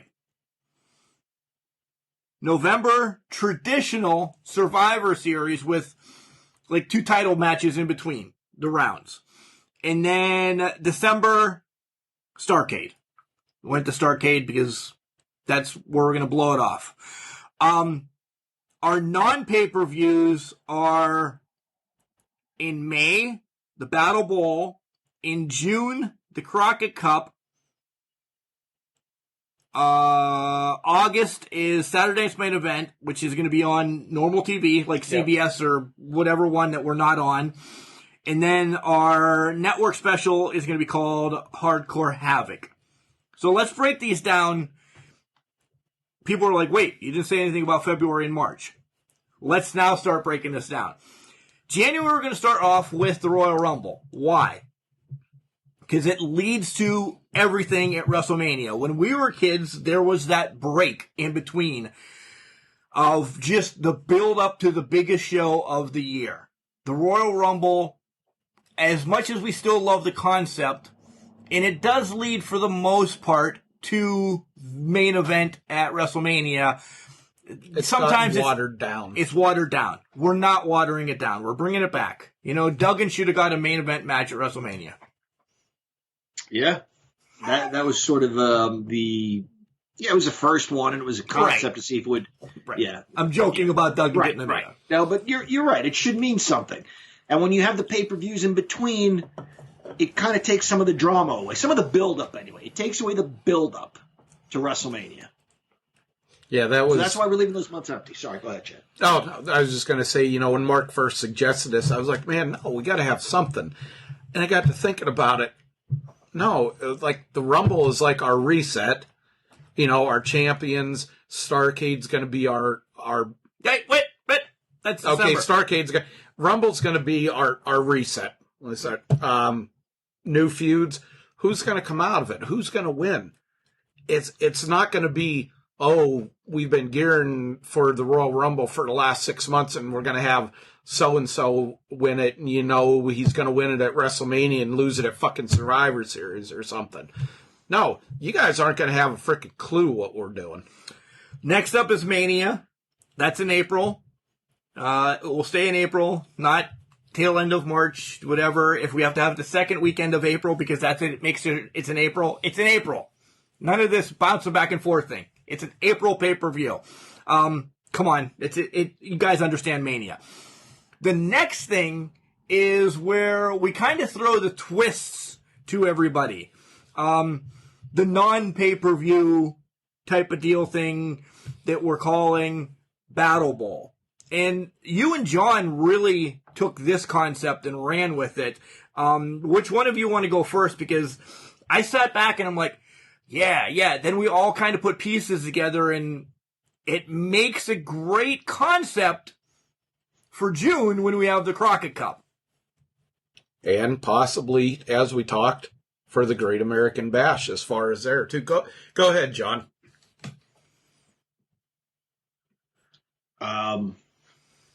Sorry, what are we discussing? The Battle Bowl. Remember how we were... Yes, that's right, the Battle Bowl. I got confused for a second. Because last week I brought the idea of that Iron Man tournament, and I thought, man, I really love that, and I should go back and watch it again. So for like a second, I wasn't paying attention. But the Battle Bowl. So that was where, like, they would mishmash tag teams. If you guys remember. I don't know that Crockett did this. WCW definitely did this. It was WCW event. Yeah, it definitely was past. Shout out to the Crockett page on Facebook. I'm sorry I screwed that up, you guys. Yeah, good God. Doom was not in the NWA. Right. So they mishmash tag teams. It could be like Brian Knobbs and the Barbarian or something. You win your tag team match, you're sent to a battle royal where it becomes every man for himself. We put a little twist on that where they mishmash the tag teams. They are putting a battle royal at the end, but the end is a tag team battle royal. So you want to win this for yourself and your partner because this mishmash tag team ends up getting a tag team title match. So it's just another interesting way to catapult a would-be team right to the top if the cards fall their way. And they get a spot in the next Crockett Cup. Crockett Cup. Yeah, and this can be, again, you could go in with the partner that you won the match out, and then the last two guys left in the ring, it could be you and fucking Pat Lupino. Yeah, fuck Pat. But it could end up being something like that. But if you want the money and that from the tournament, you have to agree to team up in the Crockett Cup. The choice of that is you're going to pick your spot in the seating. It's not number 1 through whatever. You're not going to see that. You're not going to see who you're going against. You're going to pick your spot. And then when it comes to Crockett Cup, it's going to be random pick teams. So you're going to have that advantage as well. Disadvantage, maybe? Did we say they get a bye? We were throwing that around. Okay. Yeah, we weren't sure. I mean, when we break down all of these to give us matches and stuff, in the next couple of weeks, we can say yes or no. But yeah, off air, I think we did say they were going to get a bye, but we'll talk about it. Yeah, and it could be something that we could work into the storylines about maybe if they team up a couple of times and are victorious, they can get a first round bye. Something we like that. We plan stuff a year ahead. Right. Legitimately, Stephanie. Next up is Great American Bash. I was pulling for SummerSlam because of SummerSlam, but then these two quickly convinced me. Great American Bash is just the way to go. I love the legacy of it, and us being the marks that we are of NWA, and with the Great American Bash over 30 days meant we feel that it needs its own. Yeah. Not the WWE or F Great American Bash. The Great American Bash was always my favorite time of the year. Pay-per-view time of the year. You got your, celebrating independence. It's July. It's hot. I think about going out on boats or water skiing. I just think of it being a big celebration. When the fuck have you ever water skied? I water skied when I was in high school up here, and I did when I had my first place in Florida. No, up at East Branch, you dumbass. Oh. You said up here, then you pointed up at the clay mines. Oh, come on. Is this where we're going to have War Games too? Yes. And keep that tradition? Yes. Yeah. Bring back the War Games original. Their it's right up to the ring. You don't have room outside. Maybe a footer. We can't have a fucking Zamboni hidden under the ring. No, you can't bring Shotzi's going to grab after Candice LeRae grabs everything but the kitchen sink. Yeah, you can't bring a tuba or a Raging Bull, not Manny Fernandez, into the ring or anything like that. I would bring him. I would definitely bring him. By the way, you can go back on our Anchor page, anchor.fm/CanCrusher69, and hear that interview with the Raging Bull, Manny Fernandez. And it's a good one. It is a great one, and you hear Animal in the background as they were driving to a show laugh, and he's legit talking to everybody in the car, and Animal's part of it. Moving along to August, whatever network we decide is going to be an old school Saturday night's main event. Hour and a half show, 4 or 5 good quality matches, maybe a silly skit here or there.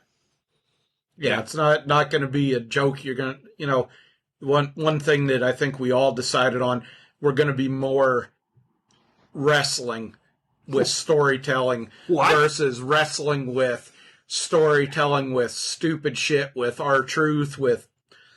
We're not going to see Seth Rollins against Rey Mysterio 17 times in a month. No. Next pay-per-view is in September, and all three of us said the traditional King of the Ring needs to come back and mean something. Absolutely. Easy peasy. That one was pretty easy. And again, between the rounds or matches, we'll break it up with, Women's maybe two title matches, other matches. But the King of the Ring's going to be, it's going to start off, it's going to be in the middle, and it's going to end the show. October is our demonic month. Fits in with Halloween and suicidal matches and stuff like that. Hardcore Havoc, not available on pay-per-view, only available on our network. And we'll get to the caveat of the network. People are like, well, why isn't it on pay-per-view? Or if I can watch all these on the network. We're getting there. When we talk TV deals, we have a different concept for what we're doing as well. This is only a network, and our network's going to be completely different from what they're doing with WWE. Yes. Do we want to throw a little bit out there? Yeah, we can say some of them. Clearly we're going to have some cage matches. It's going to be something that I'm fighting for a scaffold match back. Yeah. If I don't get a scaffold match, Can Crushers is ending when we talk October. It's just going to be something you're not going to be able to put on regular TV, and that, not saying it's going to be super gory. Yeah, this isn't CZW or, No, it's going to be something, it's going to be more traditional. Yeah. And one thing Mark just brought up real quick was scaffold matches. Hey, one thing, we're going to have specialty matches at these pay-per-views. Not everyone. We're not going to have a Hell in a Cell pay-per-view. We're not going to have TLC pay-per-view. Right. These matches are going to go back to what they were. Sprinkled. So the War Games match, geez, if you had one every frickin' pay-per-view, even I would get tired of it. And that's specialty match, probably my favorite one, because they just beat the shit out of each other. Well, we're saying, you brought that up, and John's fallen asleep, but we'll get him back. The Money in the Bank doesn't need its own pay-per-view. That's a specialty match that it deserves to be at Mania. You have from Mania to Mania to cash it in. Not August to August or so. Bring it back to what it's meant to be. We're going to use that idea of Money in the Bank, but we'll have different twists on it when we get there. It's just not going to be a one whole pay-per-view. It's going to go back to what it was, specialty matches. Yeah. John, any spoilers, any match that you'd like to see in Hardcore Havoc when we get to it? Boy. Well, I think we talked about, obviously it's a pay-per-view with a series of specialty matches. I would just say there needs to be a specialty match. This is maybe old school and corny, but that represents the people in it. Stan Hansen with the bull rope match, Sergeant Slaughter with the boot camp match, that sort of thing. There needs to be at least one match at each one of those that represents somebody in it. November. I was just going to say that right along with him on that original bull rope or dog collar. And I'm not talking, you have a 3-pound fucking Chihuahua chain attached to their necks. No, we're going to have like Piper and Valentine, a logging chain. And if it's a bull rope match, it's going to be a 2-inch, thick freaking braided rope with a dented ass cowbell on the end or in the middle or whatever for him to use. November brings us back to the traditional Survivor Series, and we mean traditional Survivor Series. I will say I'm all right with the heavyweight championship being defended, but otherwise, it is tag team 4-on-4 wrestling.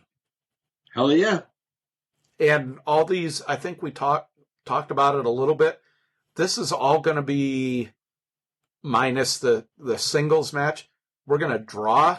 Yeah. These matches are going to all be drawn for live. It's not going to be this, you win this match, you get to choose a ball before fucking Ming does or something like that. Nothing wrong with them, but that son of a bitch can draw his ball whenever the hell he wants to. First, probably. Yeah. But it's going to be total random, just like the Battle Bowl. Everything's going to be drawn right there. And then Starrcade wraps up our year in December, and this is kind of like our mega show. What Starrcade was meant to be. Maybe a cross-promotion, bringing some people in, and just tearing down the house to end the year, because we were right back in January and we reset. Yep. That's easy, right? That's what it kind of should always go. Have the end of the year be the end of everything, whether it's blow-off matches to a feud that's been gone all year, whether it's new talent, and maybe some new invasions without going really nuts. It's just, okay, we're done with this year. Here's what we're coming with forward. And these guys, the guys and gals that are gonna have the titles and be in the forefront, that's Starrcade is kind of, hey, we need to show going into next year what the hell we can do. So it's legitimately let them at it. So next week on this segment, Chad will bring us our next things that we'll all bring to the table, have it be a network. I really don't know where Chad's going with it, but we will discuss this off air because he's got it, but we don't want to release it yet. What we're doing next week is our project again, where we have to announce our 4 or 5 picks or whatever the hell Chad's going to bring to the table. We sit down after the show, and then boom, we'll do the recap again, getting ready for our special that will have our real Royal Rumble predictions, and then bring in Keela Cash to do her Royal Rumble predictions and join this nonsensory of us buying the WWE, which she can bring to the table as an advisor for Royal Rumble from WrestleSoptopia. Now, she's not allowed to pull a stunt like IRS did, is she? What, like soup? No. Yeah. She can't win by making the sky's still going to be blue sometime during the year type guess. No, none of that bullshit. Okay. I hope you guys all enjoyed the WrestleSoptopia episode that I was part of. I don't know if you two went and listened to any of my bold predictions, but it's still out there. You can go over, check it out. Like I said, Keela will be joining us for a spotlight about the Royal Rumble, our brand, WWE, and then the real brand of making predictions. But it's now time for John's segment. Love them while we have them. Got them. Got them. Got them. It's got them. Not got them. It's got them. So, John, explain this segment. We want to appreciate wrestlers while we have them. In the off chance they're listening, we want them to know that we appreciate the hard work that they've put into entertaining us fans, and that we love them while they're still here to hear it. And we've had some softballs. We've had some that are, oh my God. And this week it's Chad's pick, as I made reference to. And Chad? I had this, and I had to have John do the spiel on what it was because I forgot it was your gentleman's name. I saw you. I clearly saw you looking around. And I had to see a picture or something that reminded me. But this one, he's had it's been in the news. He's had some health problems, some surgeries and stuff this week. And boy, this is, I want to say maybe a lightning rod. Either you love the guy or hate the guy. I got to go with Sean Waltman, X-Pac. John, you mind if I go first? No, go for it. What he did for, I'm talking about the Lightning Kid, the 1, 2, 3 kid, that era, before he was legit in the clique, he made the little guy the underdog again, and somebody to root for somebody that's just jumping back into wrestling and not knowing a lot, but you just see, what was he? What, 5'8", $185 going? I don't even. They said like 225 or 215 in those days because that was like you just were not below 200. Right.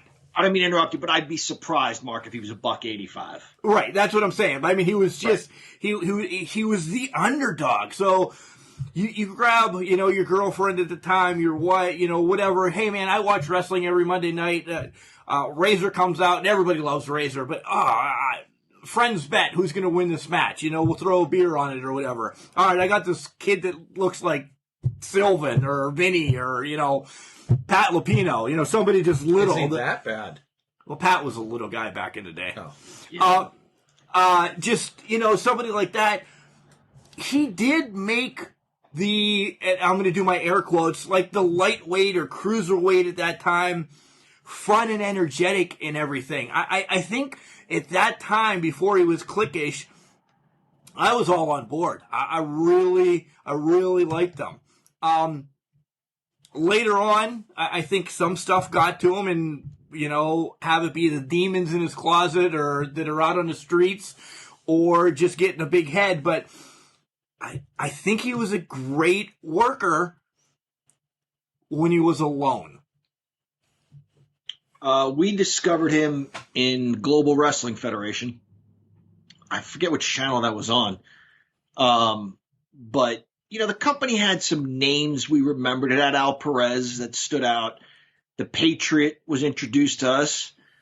But by far, the one guy who really stood out in that promotion was the Lightning Kid. He really was a special talent. He was their light heavyweight champion. And again, Razor tells a story where they come to him and say, we're going to turn you babyface. We're bringing this kid in. We're going to squash him every week, and then he's going to beat you. And Razor's like, okay, whatever. What's his name? And when they told him, he goes, is that the Lightning Kid from GWF? And Razor said he loved him because there was a point where in GWF they counted to 20 outside the ring. You got a 20 count instead of a 10 count. Yeah, that's just like some of my games on the Odroid XU4. Nice. Yeah. Nice. But Razor said like he had his opponent beaten in the ring. I just totally disregarded what Mark said. I'm in the middle of my story. Don't interrupt me. The Lightning Kid lay on the ground like pretending to smoke a cigarette because he had like a 20 count while his opponent's dead in the ring. So the guy, he understood what made it fun. He understood the psychology of it. One of the early high flyers in the sense that he kind of paved the way for a lot of what you're seeing today. Before tope suicidas and moonsaults off the top rope to the floor were commonplace. he was doing some stuff that was blowing fans' minds. From a personal standpoint, all the things you said, Mark, but I think he's in a much better place. Now. He looks great. He looks really good. He's living a healthier lifestyle, and I think he's got a good heart. I know he was with China for a while, and they had kind of a nasty breakup, and when she made some serious accusations against him, he went on, I don't know if it was Howard Stern or what, but he was just like, that's not true. That's not true. It breaks my heart you're saying these things about me. And again, I've met China, and she was a wonderful lady. I just felt the sincerity more from Sean Waltman, because he's the kind of guy who says, I'm willing to admit everything I've done, all my mistakes, and learn from them. But what you're saying about me are serious accusations. I think he's a good dude. I really do. He seems like he's cleaned up and in a good place. So good for him. Wow, you guys kind of stole everything I was thinking of with him. With his moves, he wasn't the ridiculous high flying shit like the Young Bucks do, and a lot of the guys do. It was like his stuff made sense because, hey, I'm a little bit smaller dude. I got to take these chances. It's not a 720 off the top rope through 3 tables to get to the guy type moves. It's, striking further up, getting off of his feet. He used the second rope a lot in his moves. If you look at a lot of his matches, he used second rope more than he did the top rope for a lot of his impact moves. So he was kind of like this is going to be a bad comparison, but Rey Mysterio was, but not on that level, but what Rey Mysterio was to the Latino fans. Lightning Kid was kind of like the poor man's superhero to us. Well said. Yeah. All right, John, how do you end this one? Sean Waltman, cheers to being here. Cheers to being here. X-Pac. All right, guys. Great show. Guys, is everybody going to go play with their toys right now? Yeah, I have I'm thinking, 10 years, just about every title magazine there was. Maybe 300 is pushing it, but at least 200, 250. Are you going to walk home strutting with your titles on your shoulder? No, I'm going to drive home. Oh, you drove today? Then strut up the... It's cold outside, isn't it? It's a bit nipply out. I, unfortunately, have to go to bed. Some people work. Is there any oddball news this week? You want to touch on New Japan real quick? You got 2 minutes. Okay, New Japan, Wrestle Kingdom 15, 2 days over Tuesday and Wednesday. Guys, check on New Japan World. This is well worth it. These events are freaking incredible. There's just no better. I can't, how can I put this? I love the action and everything, and I don't need to know everybody's name or be familiar with them. I can sit down and really enjoy the matches. Or understand the commentating. And they have English commentating on there. But New Japan, check it out. It is really the best, I think, pay-per-view service out there. And you get all their former events. Secondly, oddball thing I read today that Joey Ryan's assault case that he filed after the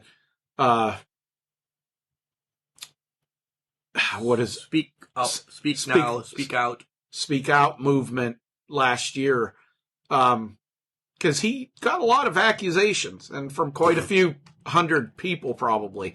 But his main lawsuit on the one who tipped everything off, the dumbass filed it in California, and it should be brought back. It was argued it was dismissed in California, and he has to refile it on the East Coast. Jackass. And Stephen P. New was his lawyer. Oh, that's your homeboy. Yep. Guys, Facebook, Instagram, and Twitter, all at CanCrusher69. Send us some emails, cancrusher69@gmail.com. We're going to get set up probably, the beginning of February. We'll do our first Ask Can Crushers of the year, so you guys can start sending those in. And don't forget, if you want to hear yourself possibly, unless you're Pat Lupino, on the podcast, go to anchor.fm/CanCrushers69. Send us a message. We'll scroll through them. We'll get some people on air, and you'll hear yourself on Can Crushers asking us your question. But until next week, guys, remember, just because you're trash, it doesn't mean you can't do great things. It's called a garbage can, not a garbage cannot.